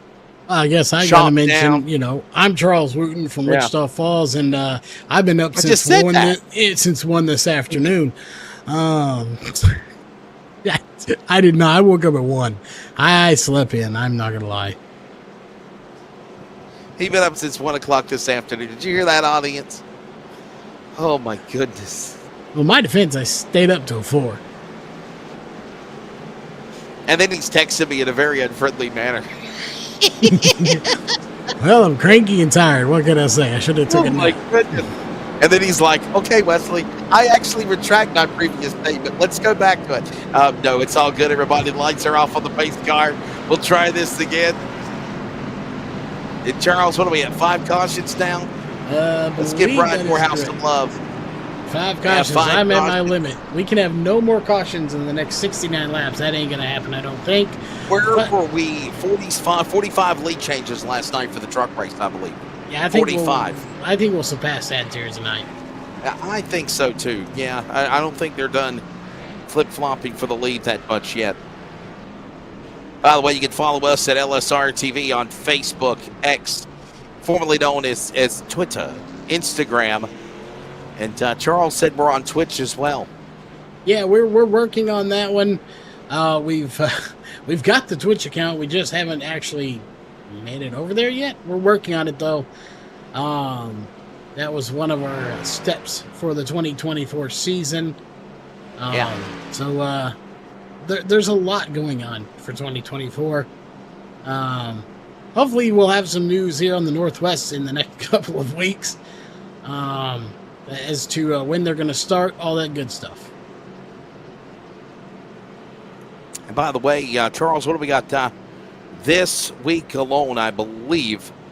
What do we got? We've got iRacing on LSRTV coverage from the debut of the Full Throttle Racing Series. That'll be on Valentine's Day this Wednesday night. And Thursday night will be Bristol, baby. We're going to the Bristol short track for round number 6 of the, oh my goodness, I'm the lead announcer, the Stars and Stripes Racing League. Yes, Stars and Stripes. That one, man, they've been putting on a heck of a show for us. I think the lowest car count we've had was a road course at 33. Then there was a 35 and 239. I mean, we have had a blast covering that one. Lots of good racing, car count up. Definitely glad to have them here on the channel as we take the green flag again. Back underway, and a handful of laps to the cross flags, hopefully, next time by. Remember that rolling force, 2 laps before you can go 3 and 4 wide. Somehow they work their way down that back straightaway. Here comes now Connor Leach. Inside. Ryan Gillette, somehow, some way, in the top spot in that dark black 14. It doesn't even look like you can see the number, Charles, if you will, on the 14 car. Yeah, it is a very dark, dare we say, almost camo-ish kind of number on there. You can't quite see it. And I will report, by the way, is we got carnage again. Oh, no, again, we've got trouble. I'm not sure how the 42 got involved in this, but we're going to take a look. Also, the 12 was involved, so we'll take a quick look and see how the 42 That was Robert Vermwald and the 42 car. So he wasn't actually involved. He was just coming off the pit road while this was happening, and it looked like Jackson he went down Stevens. the road. Here's a look at the replay. We'll see where all this initiated, and there it is already underway. Oh, my. Ooh, is that Tinkler again? Oh, my. I believe is that was Tinkler. Let's go on board with Tinkler. This should be fun. Christian Tinkler not having a good night tonight. Good news is he still has not used his fast repair. So all the car you see, he needs it now, Charles. Yeah, he's going to need it now for sure. We'll see exactly what happened.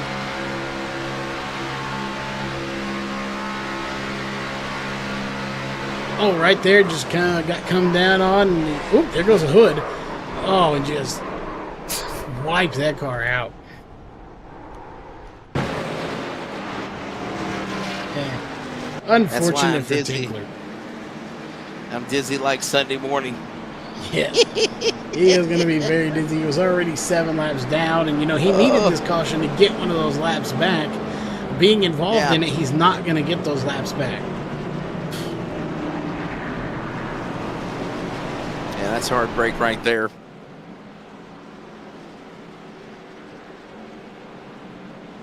By the way, don't forget to follow iRacing on LSRTV on a number of iRacing platforms. Just put in iRacing, LSRTV, and you can find any and everything of all of the leagues and sanctions and all that we're involved with. Yeah, RGL staying up till 4 a.m. as well. Had to be up early at 10:30, and also we had someone in chat letting us know 8 years ago they won a truck race on LSRTV. So unfortunately, that was before my time, so I don't know what league it was, but might have been before your time as well. Here on so let's see, Charles. I came back. I came back announcing iRacing, I guess, during the pandemic. 2020. That's when me and you worked together, obviously. Yes, I'll never forget. The last time I left. Oh, let's see here. And by the way, we were mobile. First time we ever worked a race together was during the pandemic. I had to do a MAV TV broadcast, Charles, if you remember, for the Palmetto Showdown at Cherokee Speedway in Gaffney, South Carolina. I drove to the racetrack early in the morning to be in the TV compound. After the meeting was my truck, Chevrolet Spark, if you will. And Charles, if you remember, we did the Blake Morris Memorial Tribute Race for Philip Morris's grandson at Martinsville. I do believe I remember that one. If I recall, wasn't Buck Reese in that one as well? Buck Roos. Buck Roos. Roos, Get his name Reese, right. Buck Roos. Roos. Yeah, Buck Roos. Friends with him on Facebook. Yeah, Buck Roos. Still mispronounce it. Hey, My buddy, Buck Roos. you know I'm going to mispronounce names.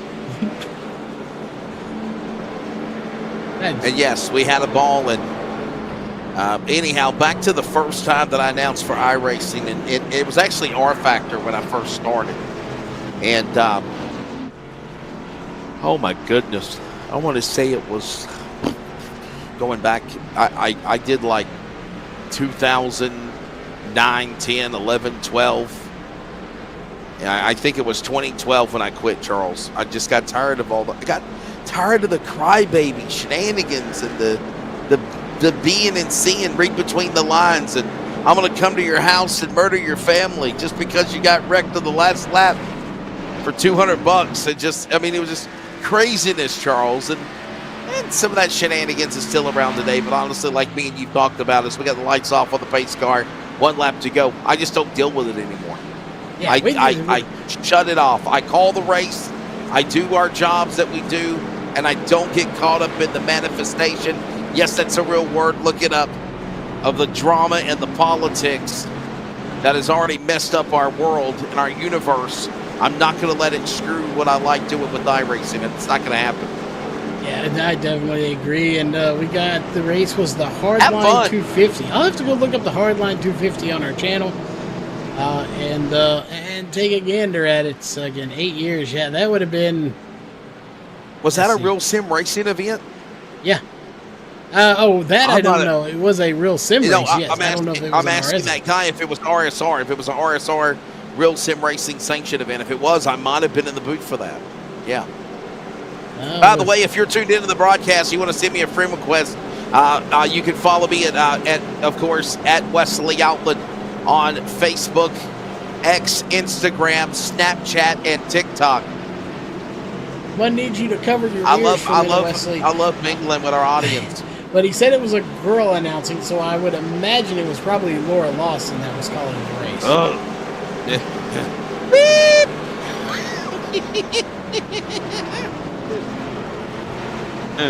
That woman's still around. She's still owed me like $700. This is why I said cover your ears, because we know Wesley has not so fond memories of the old LSRTV. When you say old LSRTV and Laura Lawson, I get Tourette's syndrome. Yes, okay? we know. That's why I said cover your ears. I want my money, B. And B better have my money. Let's go back to green, shall we? And by the way, this is halfway next time by. Oh, my goodness.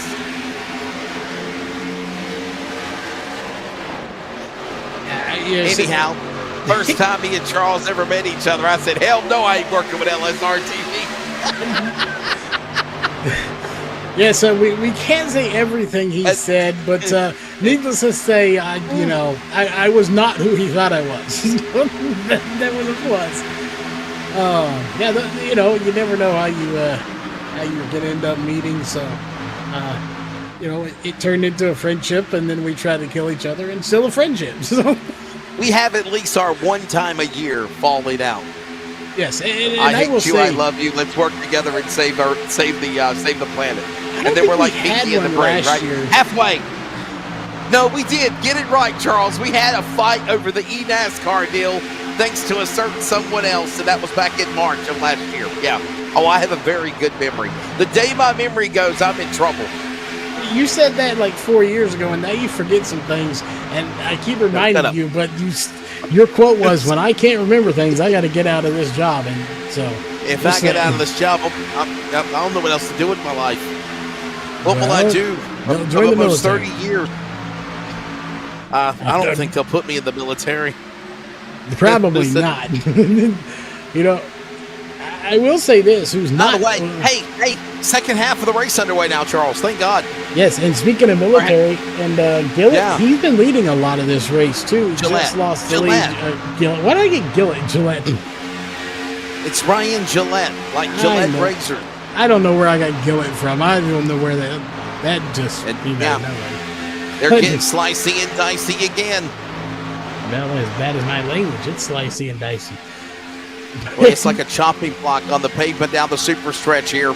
That long 3,000-foot back straightaway going up the 31 degrees, banking into turn 3. And now Jonathan Wiley back to the lead. Gillette in second. Burnett in third. Connor Leach now back into the top 5. He's up to third. Winner last night of the trucks and somehow back in the dance, Charles. And look who's sitting in fifth place right now. In that 10 machine with a big old X on the car.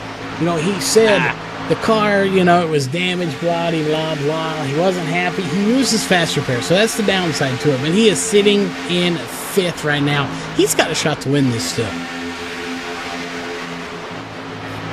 Buddy of mine sent me a message and watching the race from at the Quincy Steakhouse in Darlington, South Carolina. I love me some Quincy's. Never had it. Can he put it on the big screen? Oh there? My God! Oh, dude, no. He's sitting watching on his phone. So, well, see if they'll put it on the big screen. Carlisle. All right. Don't forget you can interact with us, by the way, at LSRTV on Facebook and Instagram, at LSR Gaming X and Lonestar Racing. And here we go again, Charles. Side draft has continued. Different in the truck race and tonight in the Xfinity race with these cars. The side draft has been a killer for the crashes, I think, Charles, we have seen so far tonight. Probably out of the, 6 cautions or 5 cautions, 3 out of the 5 have been because of side drafts. And here we go again. Somebody clear a path. And I'm not sure who that is on the outside. I think that might be the 38. Guess it is. Not on the lead lap, 8 laps down, but look how fast he is. He's still just as fast as the rest of these guys. He's just trying to get his laps back so he can get back in this race and get up there with his teammate in that 14 machine. Approaching 170 miles. Just past halfway. And to think we only have 57 or 58 laps to go in this race. Again, I just talked about how fast this race is going. At least it seems like it when we're not under caution. We're just knocking it out quick. And before you know it, we'll all be done, retired, eating spicy noodles in the kitchen. Ooh, hang on to it. Hold on, buddy. And somehow they did.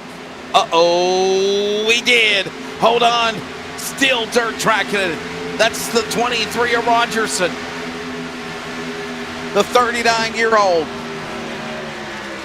He definitely lost the draft, but if there was a save of the race, I think he definitely should be awarded for it. He had that thing completely sideways multiple times.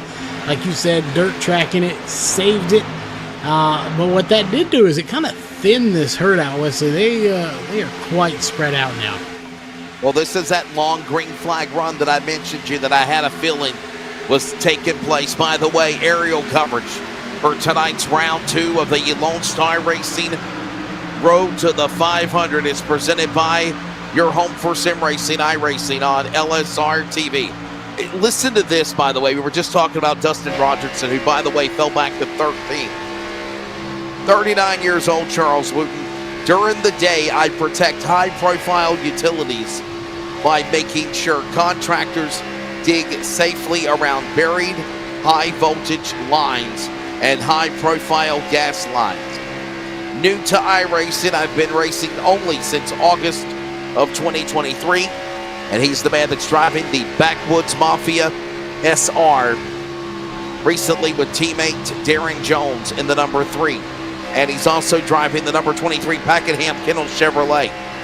His favorite track is right here, Charles, at Daytona, and also the sister track, Talladega, for the asphalt, Volusia for dirt. We like Volusia, Charles.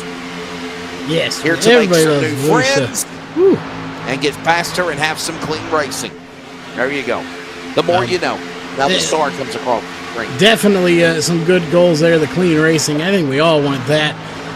Especially on the dirt side of things, you know, not knocking iRacing, but the dirt community on here can be a little rowdy and, you know, a little caution field sometimes, but still one of the best communities there is for dirt racing. They just, like I said, they can be a little rowdy. Charles, we done a race for pavement at Bristol, remember, during the COVID years? What was it, 33 caution flags, 34 caution flags at Bristol? Yeah, that I was literally just record threw setter. my headset down. I couldn't even take it anymore. I was just like, oh my goodness. And he's not lying. He did. that was a I just said, race. I started just talking about the Battle of Candy Cars because we had a M&Ms and we had a Skittles, and I think I was hallucinating there after 34 cautions. Yeah, there were a ton of them that night. Hopefully we don't have that many here tonight. We'll check in on our lead changes. Still only 25. Maybe we had maybe two more lead changes. We're finally seeing that green flag. Oh, here we go again. 3 wide, but that is a lap car as a pickup on the outside, and you got to get out of the way. And I've said this as well, Charles. In my opinion, if you're a lap car, don't go to the top. Go to the bottom. Stay to the bottom of the apron. People don't realize. Oh, trouble. Into the fence. Brian Shepard and others. Keaton Burnett. And we're crashing below the start-finish line. Oof, what a lick. Mike Fahey on pit road. And we're going to go on board here. Number 6. It happened in front of Shane Miller. He was is that not Kilpatrick in 22? I think it is. I believe that is who was involved. The Sitco Morgan Shepherd lookalike colors in that 22. Let's watch it. There's the caution. I want to say Brian Shepard, and my apologies. Oh, man, Kilpatrick. Who the hell is that? 26. Okay, so it's Keaton Burnett. That's the one we need to watch. Let's go back with Keaton Burnett. He might have had too many natty lights. Too many natties on the car. Here, the 26. Let's see what happened here. And a better view. Let's watch. I'm wondering if we didn't have more side drafting going on. We'll find out here momentarily, though. It might be. Here we go again, working off 4. Take a listen to this. 0 might have got in him and turned the 26. My apologies. The 88 Brian Shepard was right in the cat's whisker, a gnat's breadth of where that was, where the accident happened, and somehow he was able to get away unscathed. Keaton Burnett and the 0. And now on board, and Adam Kilpatrick. We'll watch this and we'll update on pit stops as we knew everyone was coming down anyway, and you see he hit him hard. I mean, just squaring the engine to engine. Yeah. Watch this. Take a listen.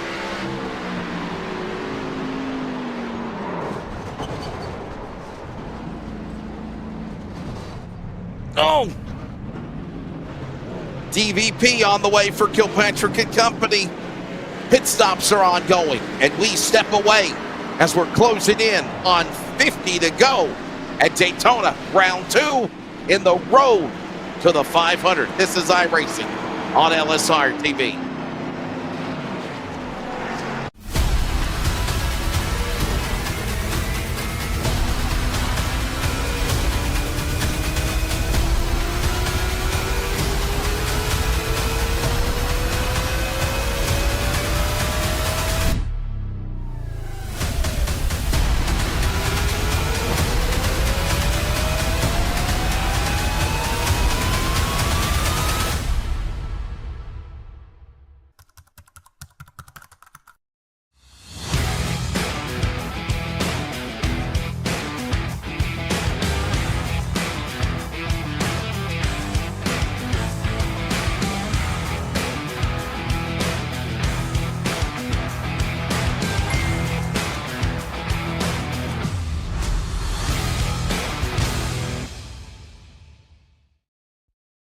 Racing isn't easy, but experiencing it is.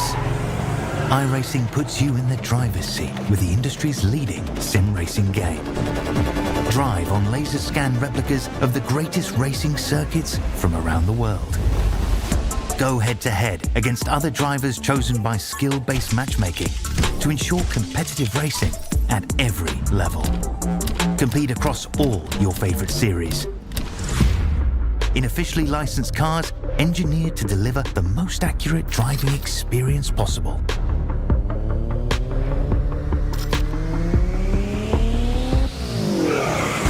Join a race or host your own with players from across the globe. Race against the computer or in a league with friends. Feel the thrill behind the wheel. Visit iRacing.com.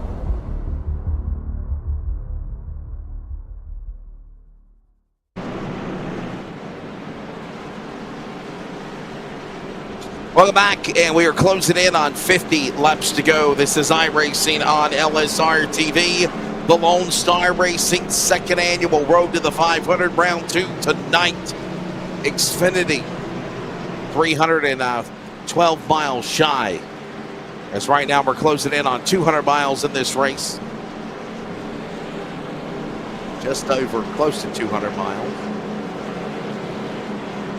Don't forget also that tomorrow night, remember, because of basketball and drag racing that took forever today, tonight's race and last night's race started at 10 p.m. Eastern, 9 Central. Tomorrow night, the big one for the Cup cars on Super Bowl Sunday, airtime is 7:50 Eastern, 6:50 Central. And we're live for green flag action at 8 Eastern, 7 Central tomorrow night. So, Charles, we got a 10-minute pre-race show, right? And we have fun? Yes. What he said. We have a fun. Yes. Yes, we have fun. 10 minutes pre-roll. We get out here and get ready to do some racing. Let's do it again.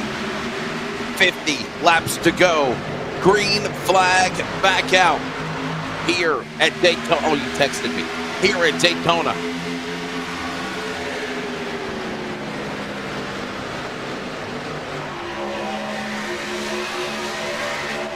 Yep, there you go. Yeah, you got fans out there dusting off the wheels and pedals and getting back into iRacing. I don't blame you. Sometimes you just got to take a break.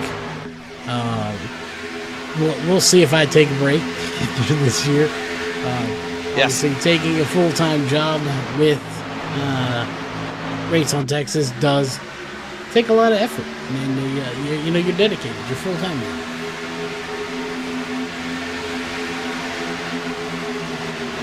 Closing in on under 50 to go now. Leach in the lead. Klein in second, and here we go now again. And they are going to start to climb that still in foam energy resistant barrier. That's what Safer Barrier stands for. And here we go, Charles, back to 3 wide. This is just, ride a little bit, guys. Yeah, they've been a lot, antsier, a little more aggressive tonight. Aggressive, yeah. And it may chalk it up to these particular cars. Maybe they're just more aggressive in these. Maybe with those cooler temperatures, they have a little more grip. They think they can get a little more aggressive. I don't know, but they've definitely been a little bit more aggressive tonight.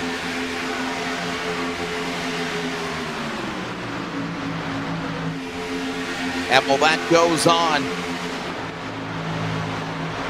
Working back into the corner to 1 and 2 now. And lap number 77 on the board. You're approaching lap 80. And that'll be 200 miles, which is normally, Charles, the equivalent of what we would see in an ARCA race or what we normally do distance-wise in the Northwest Racing Series trucks or Cup cars when we cover them here at Daytona. Yeah, like you said, and that would be kind of the end of the race there. If this was last night, we would be into the, this is go mode. We still got a bit to go. We got 20 laps before we get into that go mode, but they've kind of been in go mode, I'd say almost all night.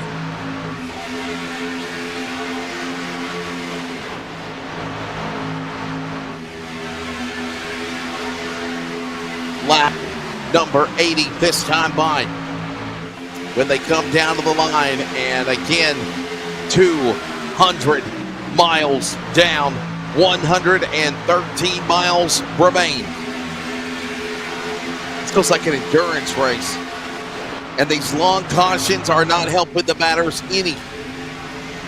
Pardon the pun, down the back straightaway. And Charles, something that we've not seen done in the last 2 nights of the road to the 500 have been green flag pit stops. They have not happened, none, not one iota. They haven't. I don't even think we've seen green flag pit stops either. So, no, I think I said that backwards. I just said that. Yeah, no, I'm thinking something in my head, but we haven't seen a green white checker. That's what I meant to say. Yeah, I'm the one that's been talking for like 15 hours. Okay. But we did have the 2 attempts, but we did not use them last night. I do not believe so. Will we see them tonight? Is what I was going for. And sorry, then I started having a little snack as it's getting towards dinner time for me and a little hungry. So yeah, I don't think we used the green white checkers last night. We'll see if we'll use them tonight. I think we might use one of the 2 at least. A matter of fact, last night, if you remember, Charles, we got to under 9 laps to go, and we went caution-free for the remainder of the race. The over-under was 8, if you remember. Now, they wrecked coming to the checkered flag, but they had already took the white flag. All right, we're 200 miles in now. Settling in for the final century grind around Daytona. By the way, this track measures at 2.5 miles, 2.5 miles. The distance, 31 degrees of banking. On this facility, it's 4.023 kilometers. 18 degrees in the travel, and they're hitting it right now. 31 degrees into the corners, all the way around. The back stretch of that 3,000-foot back straightaway is 3 degrees. That was a perfect camera angle. Hey, something we haven't done in a while. Let's feel the roar as we approach lap 85. And we're going extended.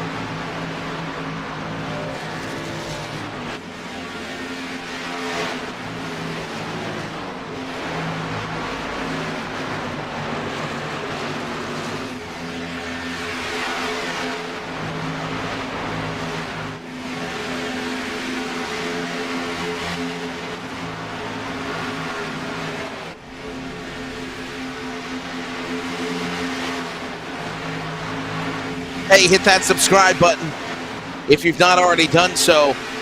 And feel the roar, as always, for all of the great coverage of iRacing on LSRTV. I am Wesley Outland. We have Charles Wooten alongside. Put them names on the bottom of the screen. He's also our executive producer director. Pushing the button. Charles is eating chips. There you go. Hey, Charles, you know what you need to do? You need to put at Wesley Outland on the bottom of my name as well. As our little handle, right? Charles Wooten at LSRTV, at Wesley Outland. I am the play-by-play man, though. Then they wouldn't know Charles's you color were play-by-play. He is the man that's got it going on and making us sound good, especially after earlier. We were going 3 wide. Actually, I figured that out. I was the man in that one. I was all giddy when I figured out, oh, I hit the wrong button. Charles, go to break. I think I fixed it. it went down something like that. And we came back and we were golden. And speaking of golden, they're not right now. Golden, he got trouble. Klein, Shepard this time. Caught up in it. Sanderson involved.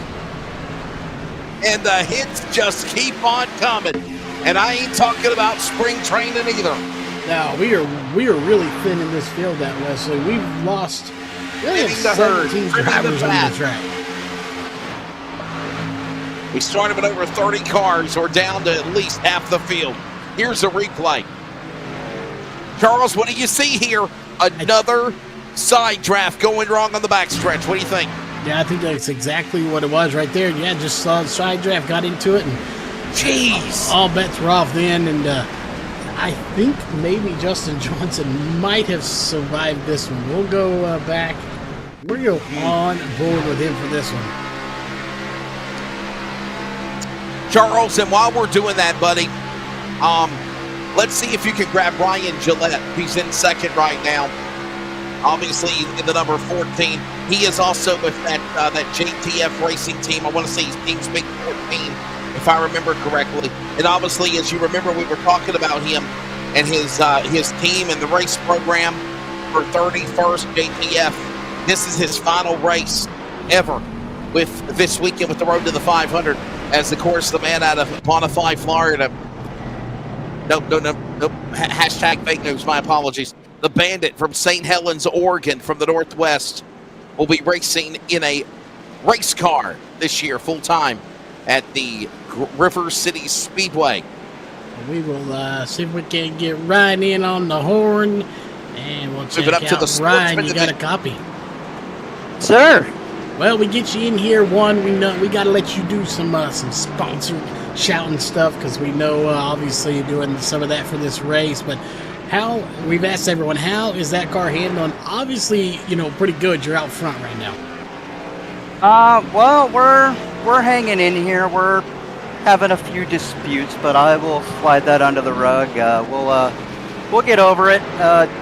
Christian's it's just a complicated situation. I don't need to air it out, but we're doing all right. I'm hanging up here. Justin's up here. Jonathan's up here. We're hopefully going to have a good finish for y'all. Car's running good. Started in the back. Kind of got sketchy there a bit. I about freaking booked it on that last one, but good Lord. We're trying. I don't want to let you, say anything you don't want to say, but we are the media. This is the place to air it all out. No, we're sponsoring this event, and I don't want to air out the dirty laundry, and I respect the absolute hell out of Justin. It is what it is, one of those times, but your car's up front, and I'm looking here. You do still have your fast repair, so, are you, kind of happy to have that still in your back pocket? Oh, dude, that thing is my saving grace right now. I'm sitting here going, Lord, don't get in a wreck. Well, we have noticed all the wrecks have been happening towards the front, so hopefully we'll cross our fingers you can avoid those. And we see the lights are off, so anybody want to give a shout out to real quick before we let you go? First off, I'm going to give a shout out to Mr. Tinkler. I hope you keep your head up, bud. Blow some steam off tonight. We'll try again tomorrow. No harm, no foul. We will get it done. And I just want to say to the unit, roll tide, baby, roll. And my lovely girlfriend, she's watching right now. Hope you're enjoying the show, baby. I'm hoping to bring one home tonight. MJ, hope the operation went well. And I hope you guys have fun in the booth, because about 10 to go. If I'm still up here, I'm going to pull some shit. There you go. We'll get you back down there, and good luck for the rest of the race. Copy that, buddy. All right, Wesley. Well, I think you heard his words. He said with 10 to go, he's going to do some stuff. I think a lot of guys are going to be doing some stuff here. By the way, what is it? 6 cautions now, I believe. 7, 6 I do believe. yellow flags. Race summary. 8. Oh no! Are you serious? I'm already in jeopardy. My over/under It is 8. You're exactly right. 8 cautions. Okay, I'm gonna hang on. I'm making a bold prediction. Hopefully, they stay the rest of the race. Somebody said they're going to go with 10 cautions. I think they're going to go caution-free the remainder of the race. Remember what happened last night, and they did it. Yeah, but it was 10 laps to go. Shut up. And by the way, sim time is coming up on 1 hour and 40 minutes. That is 100 minutes so far on the racetrack. There is a sim time of 3 hours and 50 minutes. Just in case, Charles.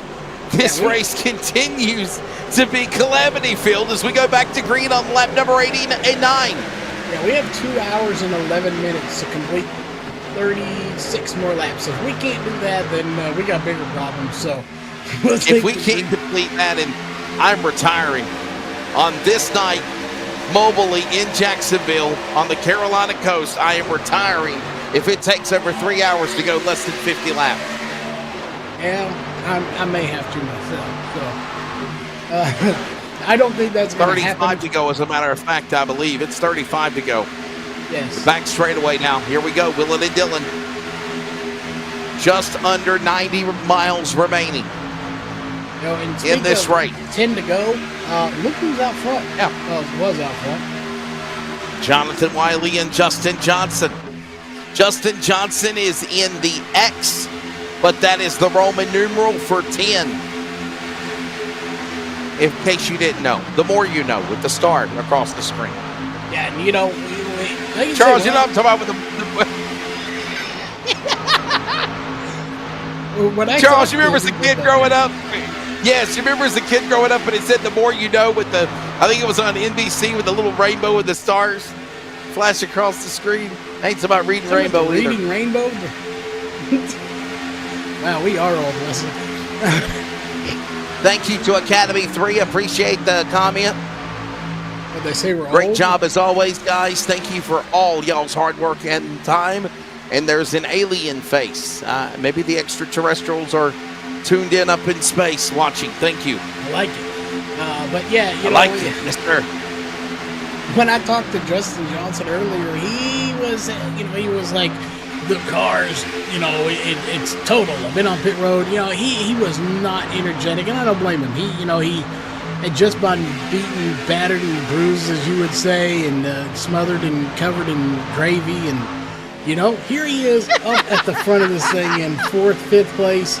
It's actually 3rd now, putting on a heck of a show.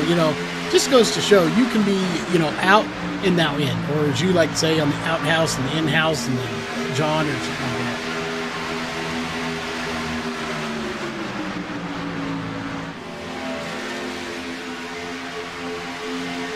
Here they come back through the trioval.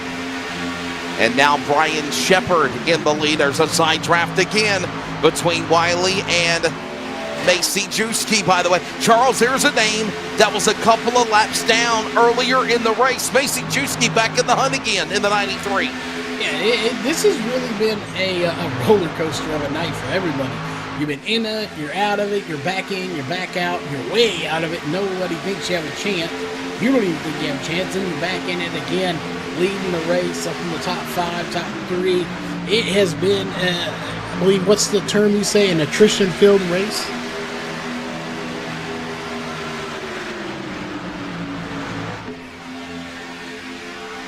All right, Charles, we're approaching lap 93, and we're seeing another car on pit road.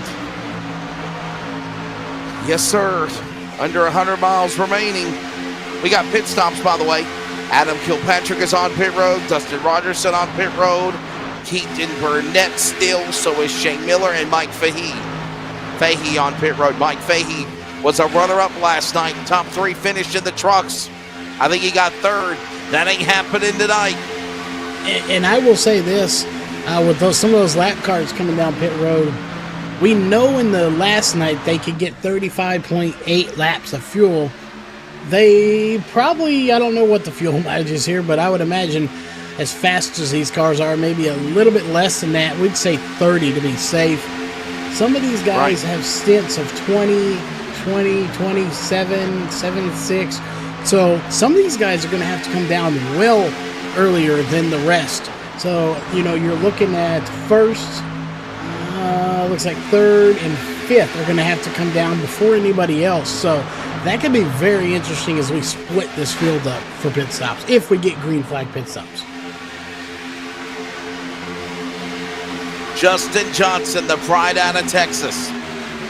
The man that is behind LSR, Gaming X, and Lonestar Racing, and the man that created the road to the 500. And he is leading the Calvary virtual thundering herd off of turn 4. And their kaleidoscope of colors down to the line. 30 laps to go. Home stretch time, and now it is time to put your chess pieces in play and put somebody in checkmate for the win, Charles Wooten. Yeah, it's time to go, and I'm not sure who it is in chat, but they were wanting an interview. I'm not sure what their actual name is in the race. If they are still in Discord, hop in the channel that you see I'm in, Charles, and we can definitely get you an interview. As said, unfortunately, spun on pit road, not the way you want to do it, but, it's unfortunate, but we'll definitely get an interview with them if they jump in that channel. How about Brandon Masajewski? Masajewski was 2 laps down, got caught up in a big wreck earlier, and fought and clawed and found a way with the hard last name in the 493 to go to the P1 spot. He is in the lead on lap number 96. We're approaching lap 100. Yeah, this race which will, is by the be way, over soon. Yes, sir.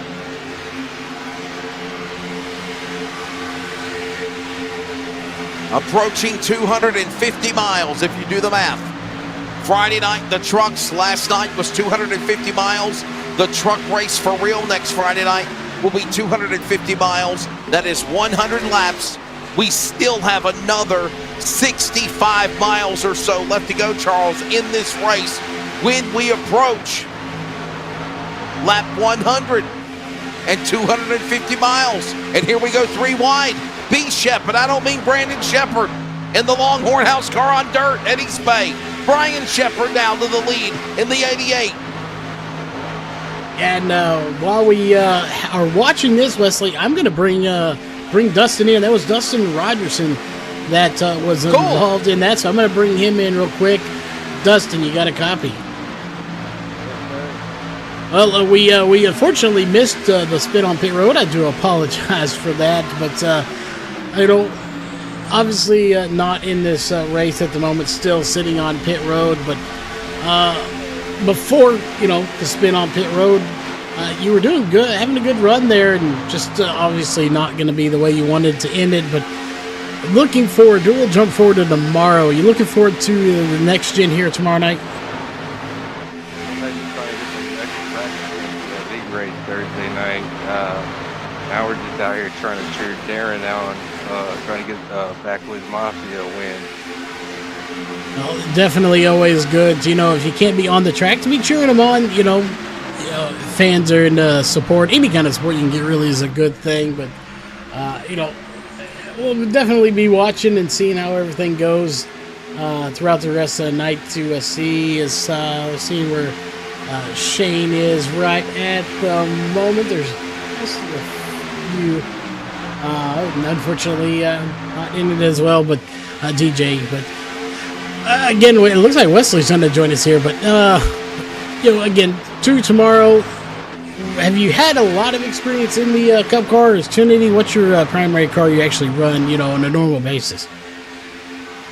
Mostly I enjoy the Xfinity cars. Anything on asphalt.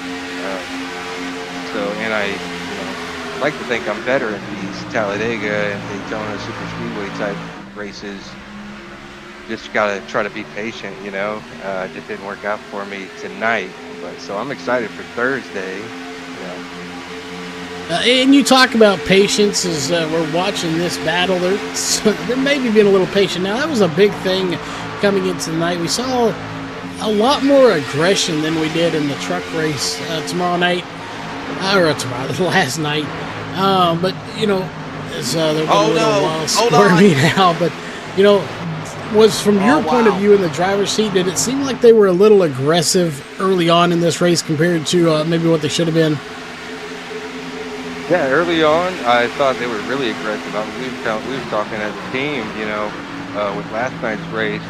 We were thinking it was going to be a little cleaner, and we were hoping for some green flag stops and just hang out in the back and be there at the end.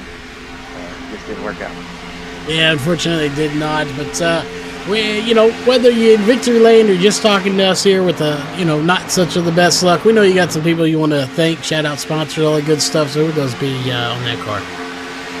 Yeah, we've got Packingham Kennels. They're sponsoring us. Shout out to Cool Cruisers Car Club, Right Way Automotive, Motorheads Bar and Grill, and always the families for letting us do what we enjoy to do. And you guys there in the booth are putting on such great broadcasts for us. Well, definitely. Hopefully tomorrow we talk to you on a little bit better circumstances. And on a side note, Motorhead Bar and Grill sounds like a place I'd want to go get some food at. So we'll give them some extra love, and hopefully we'll be talking to you tomorrow. All right. Thank you. Well, yeah, you heard that one, Wesley. Not the night he wanted to go for him or his team, but he's going to try to bounce back tomorrow. And even from the driver's perspective there, a little more aggressive than they thought it was going to be, after they saw last night's race. Yeah, no doubt. And we'll see how this all shakes out, as now we have approached 200 over 250 miles. We're actually now at 255 miles, 23 laps to go, home stretch time. And by the way, Charles, and we got trouble. Bottom of the racetrack, the 31's in trouble. That's Berkovitz. No caution came out for this, but I heard that clunk. Color. No caution for Berkovitz. I'm not sure what in the world happened, but I'm sure you heard it too. It was a big metal clunking sound as he hit the wall. Here's a replay coming up of it. Watch this. That's the Army-looking camouflage 31. Mind you, we still stay green. Listen to this. Oh, my God. What a hit. That car is unfortunately destroyed. And that stinks, because that is one of the sponsors of tonight. And just not the luck they wanted. A fast car, but not going to reflect on, just how good that car really was tonight. Yeah, that car's break. And Charles Wooten, look who is back in the front again. Our friend of the North, from Vancouver, British Columbia. Winner last night in the trucks. He's trying to double down, but not for long. Jonathan Wiley battles back. It's on the 97 on time, and it's scoring to the Toyota. It's the number 0 to the inside as they work in 3. Yeah, he's Wiley's trying to make him work for this win. But how cool that would be if Leach could get the win, go back to back. I said it. Somebody could sweep this, and he's got a good shot of it. There's only 14 cars on the lead lap right now, so he's got 1 in 14 shot, and it was 1 in 29. So his odds are getting better. He just has to stay up front, stay out of any trouble. Oh, and by the way, pardon the pun, all 14 of those cars are right there, nestled in that pack. One wrong slip, and we are going to have another top flight and dice moment. Down to the inside, working 20 laps to go. You're in the home stretch here at Daytona, in the road to the 500. Trucks last night was awesome. Leach winner last night, leading now with Xfinity with 20 to go, 105 complete. And this is now the run for the money.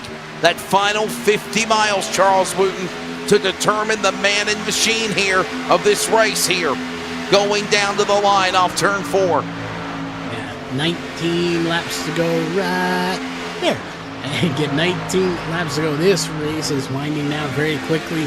And if I'm these drivers, I think you might agree, I'm going to take it as easy as I can, like a Sunday breeze, till 10 to go, and then all bets are off. I'm going to make, as he mentioned earlier, stuff's going to happen. Already 265 miles into it.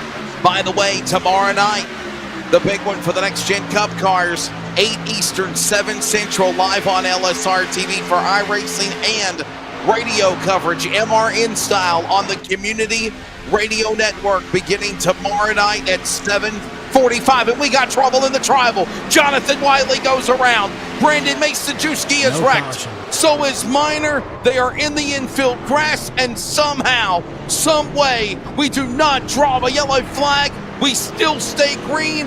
New leader is now again the driver, Connor Leach. Oh, but he is all by himself, Wesley. I would love to be the leader, but that is not where I want to be right now. Although everybody seems to be spread out as you look. Gillett is spread out. Johnson, Blaze. This is good if you're Blaze and Johnson right now, because those are two teammates, and they're going to work together, and they're going to pass these two very quickly.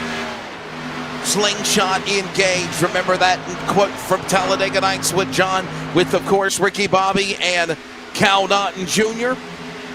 Shake it. Slingshot. It's coming. Justin Johnson and Drew Blaze. They've hooked up with one another like Maverick and Goose on Top Gun on an oval virtual style, and they're going after Ryan Gillette. Look at how fast two cars are one. Gillette by himself, left like an ugly girl on Valentine's Day to the inside. Gillette by himself. Now he is going to do the smart thing, Charles Wooten, and that is get in line to somehow get back in the dancing do-si-do with these guys to catch Connor Leach. The trio is after Leach. Look at the draft. Yeah, here comes Johnson to the outside to the lead. I didn't think Gillett would be able to tag along completely, And but the caution is out. And the caution is out. I'm not sure what the caution is actually for. Jonathan Wiley's on pit road, and we're wondering what happened here. Jonathan Wiley is the only one off pace. Again, not sure what happened. I don't believe he actually wrecked. He was just going to pit road. I'm Jonathan Wiley, Charles, all the way down to 14th. He might have had something happen to him. Let's see what happened. Did he spin entering pit road, maybe? Here they come to the line. No, and even down there, it shouldn't have triggered a caution, so... Yeah, not sure. Just maybe a delayed caution from the last one earlier. But caution is out, and nobody clearly off pace for that one, so I'm not sure what it was for, but the only thing we can assume is potentially a delayed caution from the earlier wreck, maybe to bunch this field back up. We're at the top of the hour, just after the top of the hour. We are going to take our final network timeout for iRacing on LSRTV, and you strap in, literally, road to the 500, the climactic finish on this Saturday night, next at Daytona.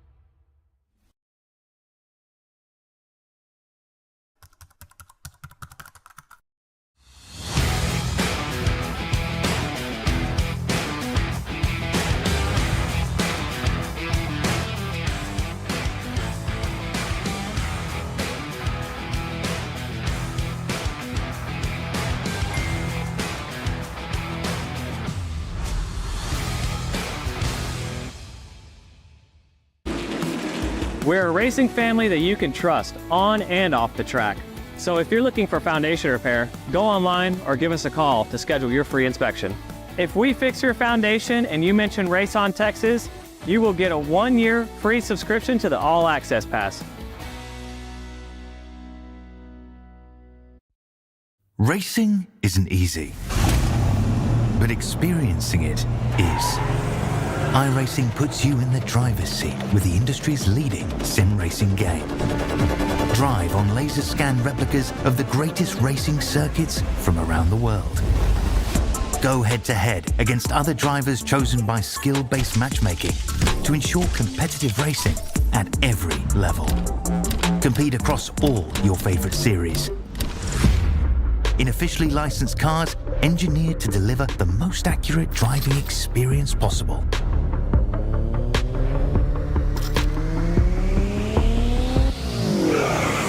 Join a race or host your own with players from across the globe. Race against the computer or in a league with friends. Feel the thrill behind the wheel.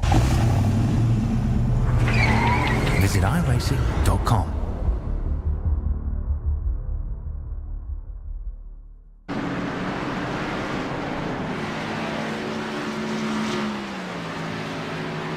All right, Charles, what's the verdict of why we went under caution with no caution, but it caused a caution?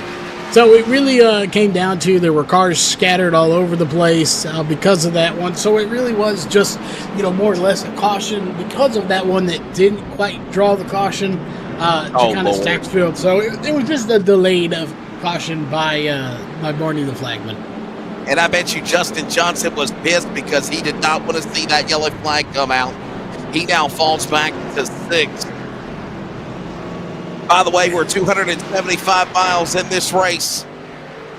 Yeah, I don't know if I'm Justin. I'm kind of liking that it came out because that allowed him to go down. He got fresh tires, fresh fuel, and he's only in 5th place right now. So if this thing was to go green, white, checkered, he's going to have the freshest tires and fuel of anybody on this race. So, I'm not too bad about that, if that's where he ends up going.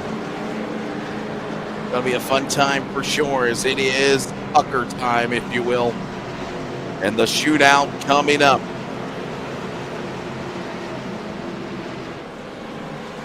Drew Blaze, Connor Leach, Austin Ruskoff, Darren Jones, Justin Johnson. Quick statistic, all of these drivers up in 20 spots or more in the top 5. Then it's Robert Vermwald, Chris Klein, Ryan Gillette, Scott Milner, Brandon Masajewski. Ready for the restart on lap number 112 of 125. 13 to go. 280 miles complete. And we're back to green, Charles. And Drew Blaze this time gets the jump, going back for the whole shot, literally in turn 1. Yeah, I think we could possibly get this one done under green, but, I still think Justin Johnson's got the best strategy coming down with those fresh tires. He's in 8th place right now. But, not necessarily a bad spot. He's only in 8th because that outside row kind of fizzled out on the start, but that does not mean he's out of this race by any stretch of the imagination. Remember, they cannot go 3 wide or more until 2 laps are completed. And I can see the intent of some of these guys wanting to break out a line out of the draft and try to go 3 wide.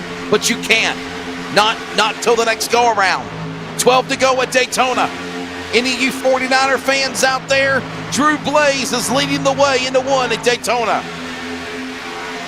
Yeah, he is definitely a 49ers fan. He is not a fan of the other team, Chiefs. Me, personally, I'm a fan of the pizza and snacks and all the good stuff you get that comes with the Super Bowl.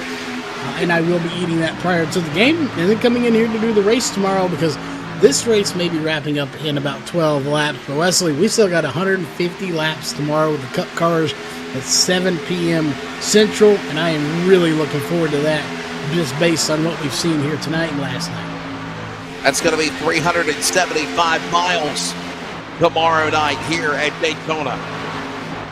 And remember, now it's fair game, and you can go 3, 4 wide, 5 wide. 3's a party, 4's chaos, 5 is mayhem.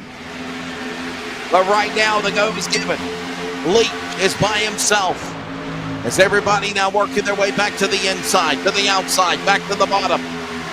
Burwald back up in the pack. Klein will follow. Blazing Saddles for Drew Blaze falling back. A little wiggle there for Darren Jones, and they're into each other in the pack. Jones is collected. Yellow flag number 10 with 10 to go at Daytona. And we saw that one happen right there in front of us. We already got a good view of it. So let's go on board with Justin. He did get a little damage, but I don't think he got a ton.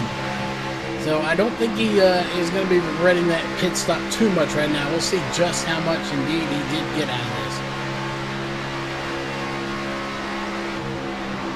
There's the 3, Darren Jones, and there's the shot into the 49 of Blade. Drew Blade, as I mentioned, falling back somehow. The 12, Robert Vermwald, God damn it. Mason Juski is back on pit road, damaged again to the 93. Wiley, first car lap down, Charles Wooten. He will get the wave around to get the free pass. If nobody pits in front of them, then the leaders are going to screw these guys. But if not, the wave around can be offered to Brandon Mason-Juski, Charles, to get back on the lead lap if he takes it. But I don't think it's going to happen for him now because he just came to the pit. Yeah, man, wow. For him. It is unfortunate. Look at the job he did getting back in the battle here. Yeah, it's one of those, you work so hard, you do so good, and then, just at the end, right here with 10 laps to go, make it 9 now at the line, just chaos happens and you're out of this. It's heartbreaking, especially, to go, like I said, this far into the race. 2 hours into this event, over 2 hours, and we have just approached lap 116 with 9 laps to go, 290 miles into this event. Remember, there is a chance of overtime. There are 2 attempts at a green-white checker if need be. And remember also that when we get to under 5 laps to go, Charles Wooten, that 2-lap rule before 3 and 4 wide is thrown out the window. It is fair game from there. Yeah, but we've got to get to under 5 laps to go. And we will be there very soon. They're going to be, lights are still on, so it's going to be 7 laps to go when we take the green flag. So 7 laps. So you get 7, 6, 5. So literally, when we take 5 to go, when Barney sticks his little fingers out and says 5 to go, we can go 3 wide, and we can go 3 wide from that point on at the start of any restart.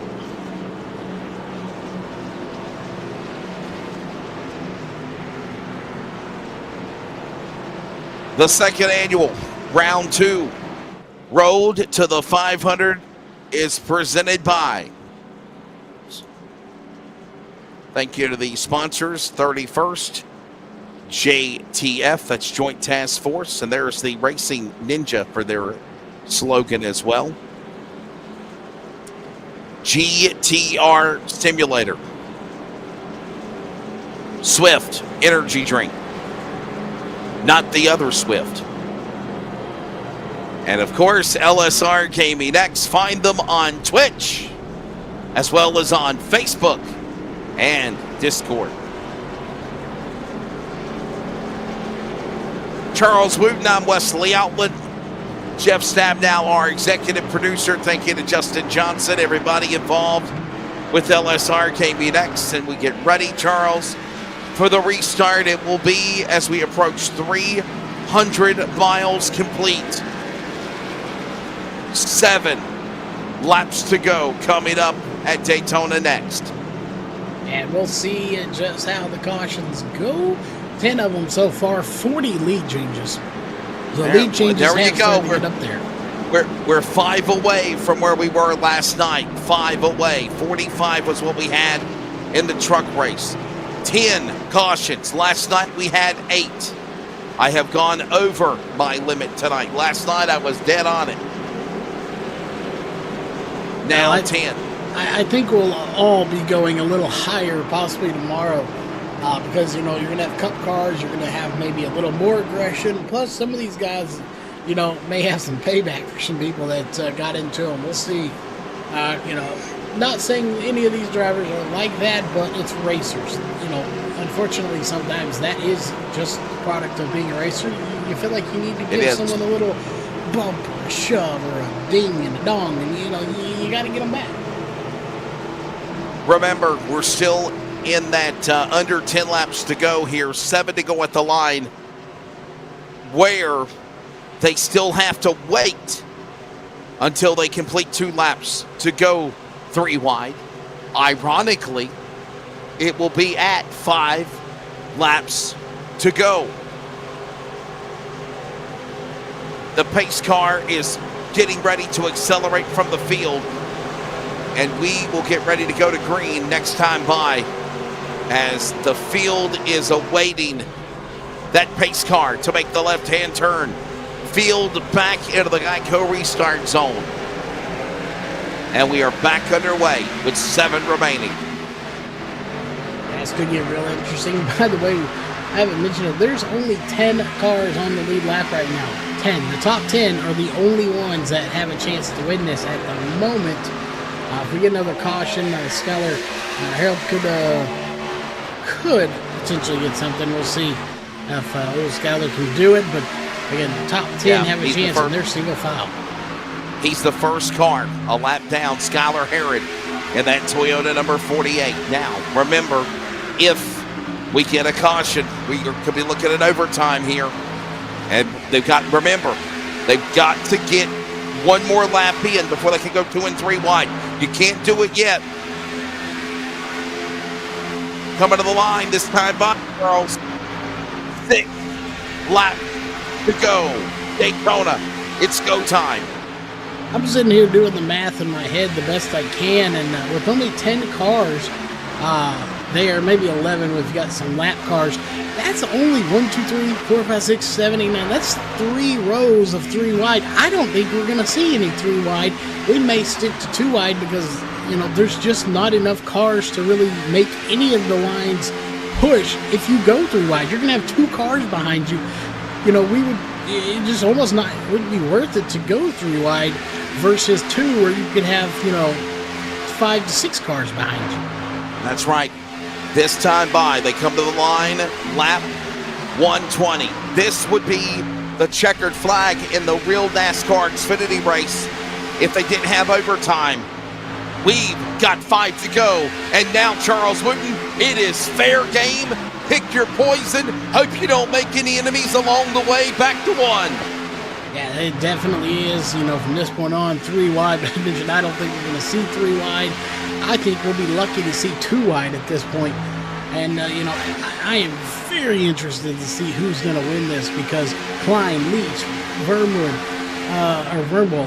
Johnson, Jones, Gillett. There, I'll get that one right yet. Any of these guys, I think, have a 1 in 10 shot of winning this race. They have a really good odds. So it's going to be anybody's game as we come to take 4 to go. 4 laps to go now. It's pucker time.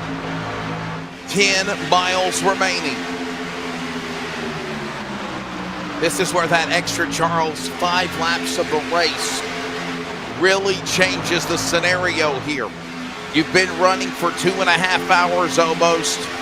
Your body has got to be weathered down. You've been in those iRacing sim rig seats. Those butt kickers have got to be pushed to the limit. And now you got to find a way to not overreach and not make a mistake. If you're one of these 10 drivers, any of them have a shot to win as they come storming through turn 4, down to the tri-oval, below the flag stand, and 3 to go. Yeah, 3 laps, not a lot. We've been here for quite a bit. And we're going to see 2 wide now. It's Klein and Leach side by side. And I think I think this is the point where they're going to decide it's go time as they're starting to double up. Keep an eye on Justin Johnson. He's on the inside of that 10. The X is on that card. He's trying to wheel and deal. Remember Connor Leach, the man that leads the cavalry into turn 3 up the 31 degrees of banking, being stalked ever so slightly from the back end of his car by Vermwald. And we got one of them scraping the wall, somehow saved it. Chris Klein, 3 wide into the safer barrier. He went to the front, to the back, 2 to go. Penultimate lap at Daytona into turn 1 with Leach leading. Yeah, this is going to get real interesting as Wesley, I know your favorite lap's about to be coming up here in just a minute. And I promise you, we got it in, Wesley. We got the link in this time because we were using some backup overlays that we tweaked. I still said it last night, though, fella, so I wasn't looking at Willen and Dylan. Yeah, we got to promote our sponsors, but going inside, outside, up the banking. Connor Leach, can they get to the white flag? That's the question. They got to get to the line first. Oh no, I don't think they can do it. Hold on, they're wrecking. They're in the wall. We've got a caution. This race is not over. Caution will not come out. They took the white flag. CRN 1 to go. Tomorrow night, the radio call for the Cup race will be on the Community Radio Network. And Charles, they took the white flag. This is it. Leach in front. Yeah, looking forward to it. Probably the first time I've ever been on the call, Mike, with the radio call. I don't know. We'll see. White flag is out, and right now it's Leach, Bernwald, Klein, and Johnson. Man, this is going to be a doozy all the way to the end. And he powers his way. Klein to the outside. Up on the top shelf for Grandma hides the cookies from Grandpa and the dentures to boot for Valentine's Day. Here they come to the line. Leach on the bottom. They're going to go 3 wide behind them. Will they make it work? No, they will not. Connor Leach, truck winner last night. Xfinity winner tonight. He'll go for a hat trick. We love racing. We love hockey. He could go for 3 wins in a row if he wins the Cup race tomorrow. And Justin Johnson sneaking in third. And Vormwald hanging on for a second. What a run. There go the fireworks.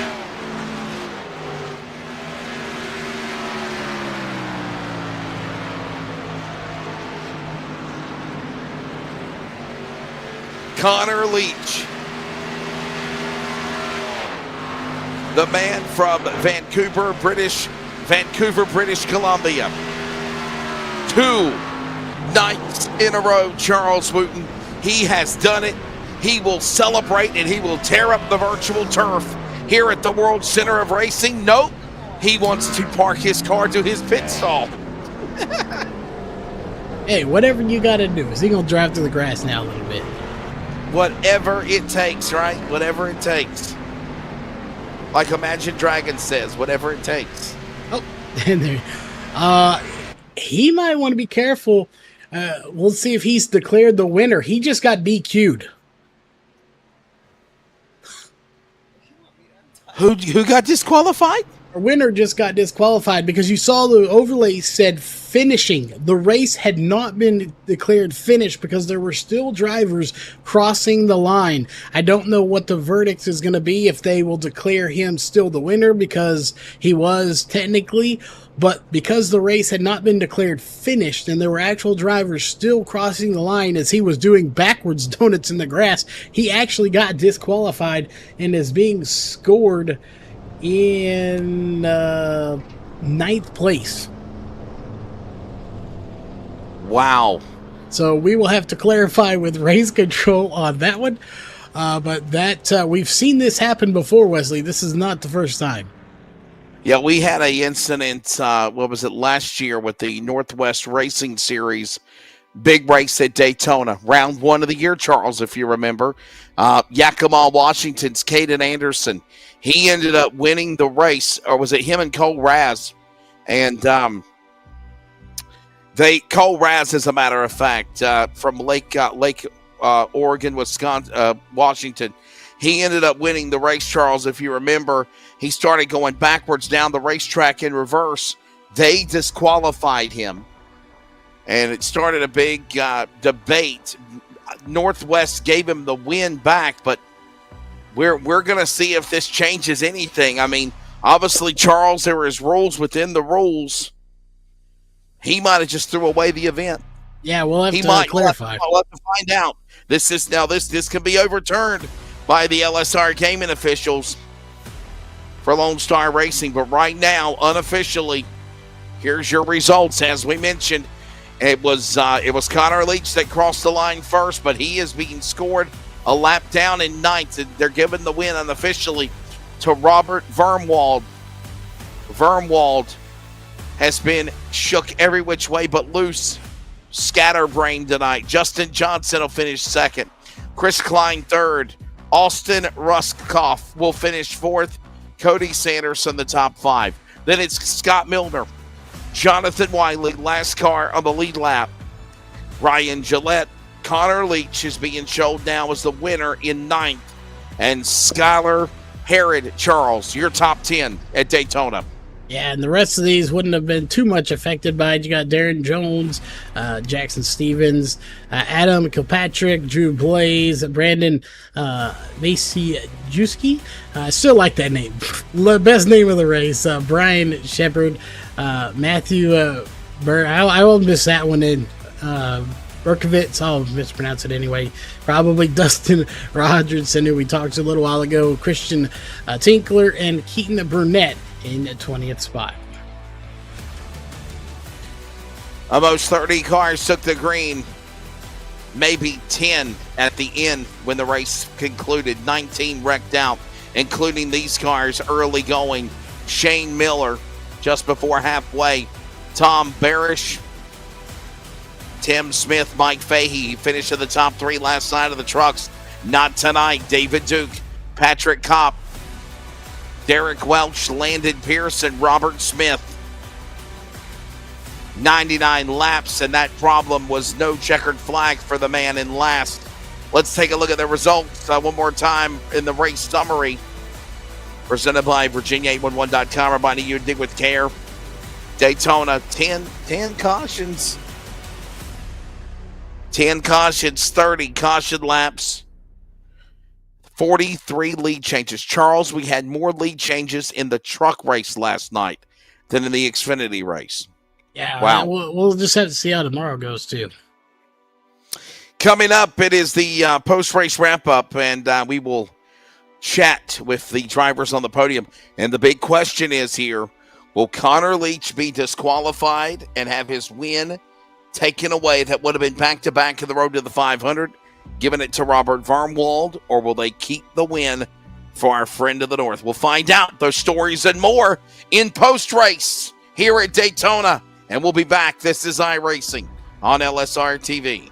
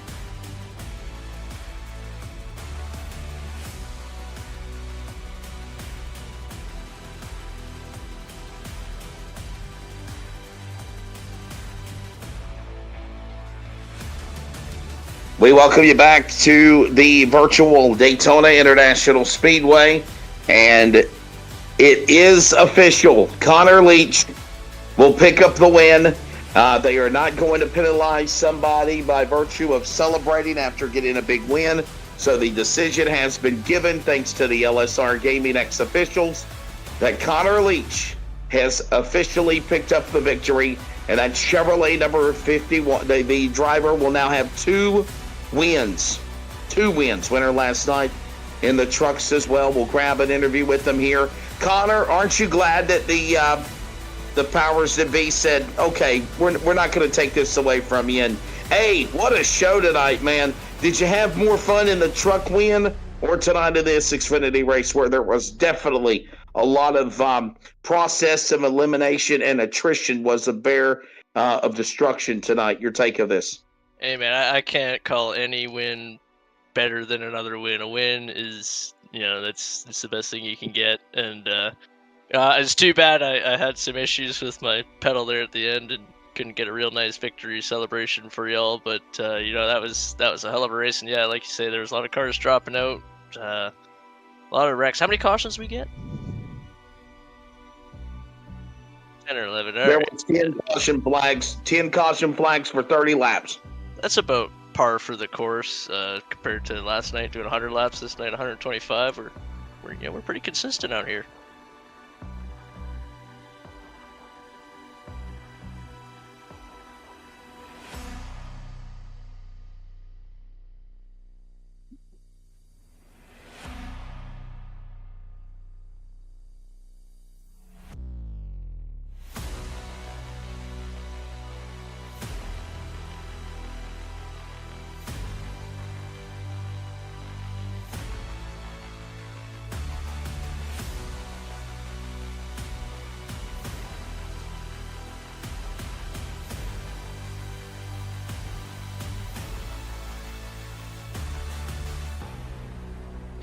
Now that you say it, I'm pretty hungry. I might have to get me some chicken tonight. I think I might have something I can cook up here. Yeah, no, winter chicken dinner. That's definitely something we say up here too, man.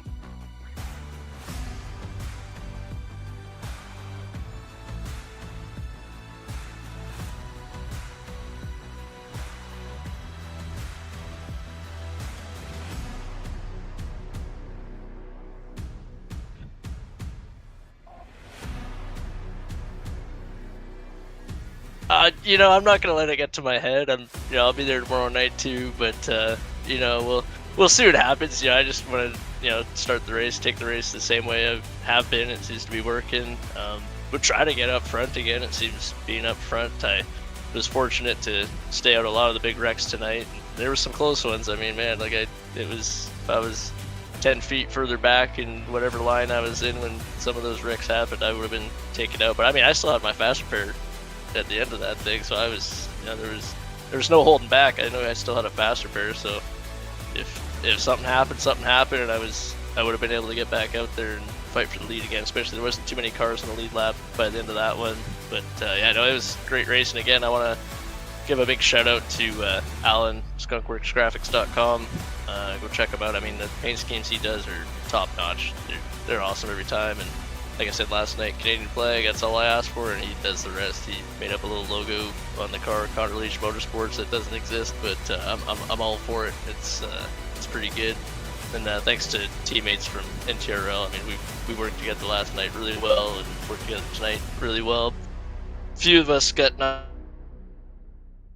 out a bit earlier than we'd like to, but it is what it is, and I'm happy to come home, bring some silverware home for these guys.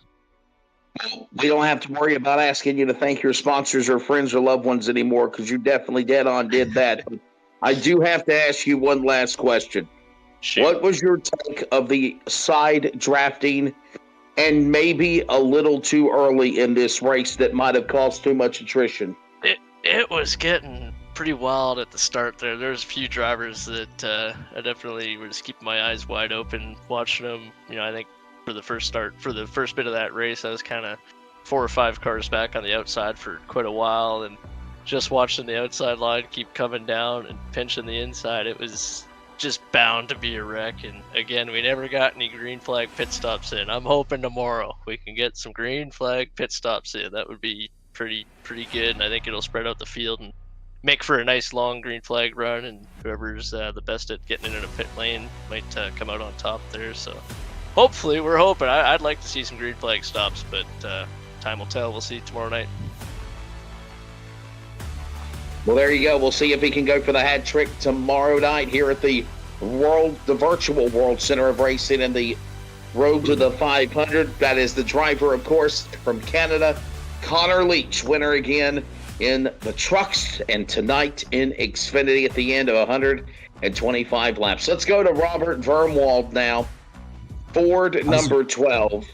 And Robert, man, if we had goodies as a sponsor, if you remember back in the day, the goodies heading matter of the race award, I would have to give you that, and I'd have to give you the Ray Bustos hard move of the race, because you were the hard charger. You come back and you rally with a beat-up car, a crash car, and you come back and you finish in second. It's got to be like a win for you, man. You're taking the race.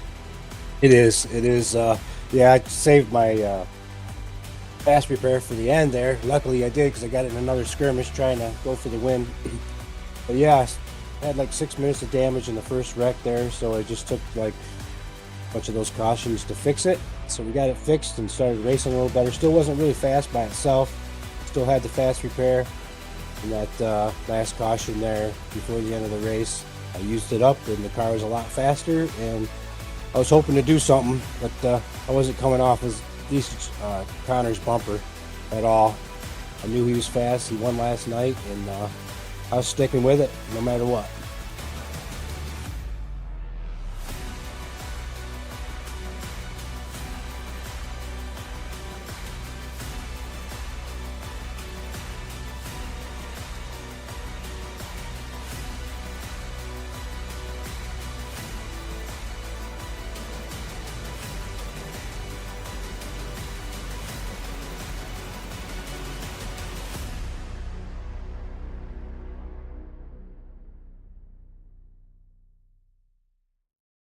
I try to sleep in every day, but I'm up at 4 a.m. every morning.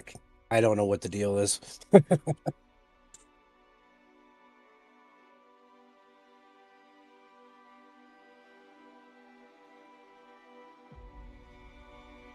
Yeah, right. I'll try.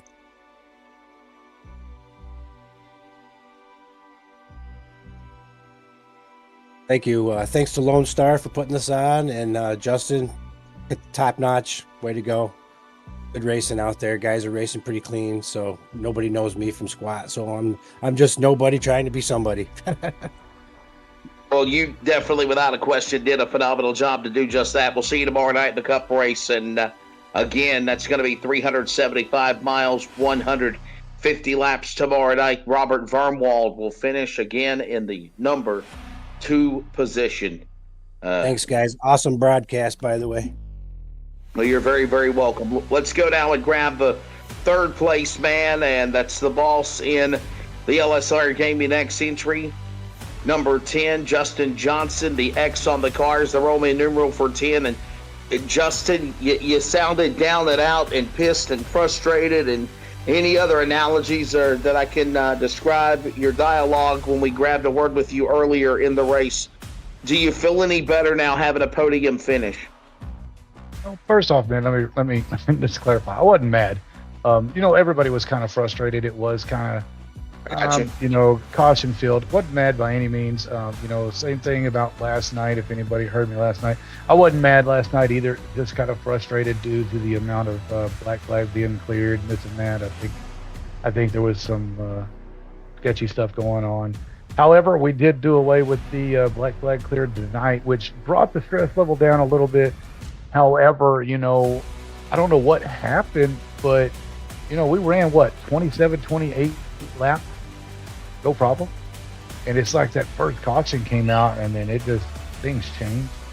But, yeah, I feel great, man, after the way that finished out. It just, one of them things. We suffered a black flag early on. We got the lucky dog.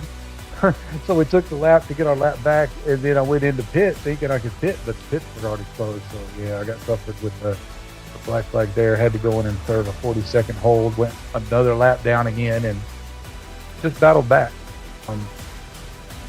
Sometimes it's okay to just stick it out, battle it out. Good things can possibly happen.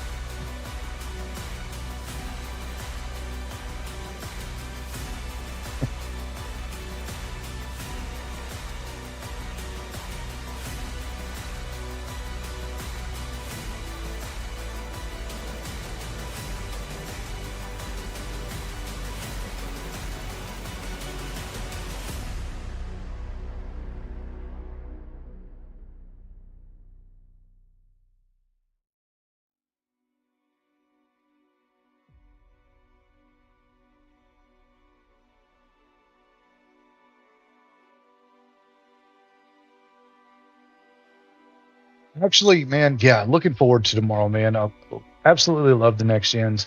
You know, tomorrow we're going to make that a day race instead of a night race. We just had 2 night races. We're going to go day racing tomorrow in the next gens. Like I said, me and a couple of my teammates, we just absolutely love the next gens, the way they drive. And we were lucky enough 2 years ago to win not 1, but 2 of the NIS Daytona 500s working together as a team. So, yeah, we're looking forward to running the next gens tomorrow, and hopefully the luck can continue. Yep. I've got two recommendations, Justin. One is, no, let's not race under the lights, but what if we did like a from day to night for like the Coca-Cola 600, like sometimes the Daytona 500 has done, where it starts like, you know, in the daytime and then it finishes before nightfall. That might be pretty cool. I think it would also be interested on the handling and the setup, on the strategy to figure out the cars as well. But secondly, and most importantly, because I have nothing to do with that dog in the fight, that's Shaw's decision, is there going to be a bonus or some type of a reward for our friend of the North from Canada, Connor Leach, if he is able to successfully pull off a hat trick and win all 3 events in the road to the 500 tomorrow? We haven't thought about that, but you know, if we have a sponsor come forward and say something about it, absolutely.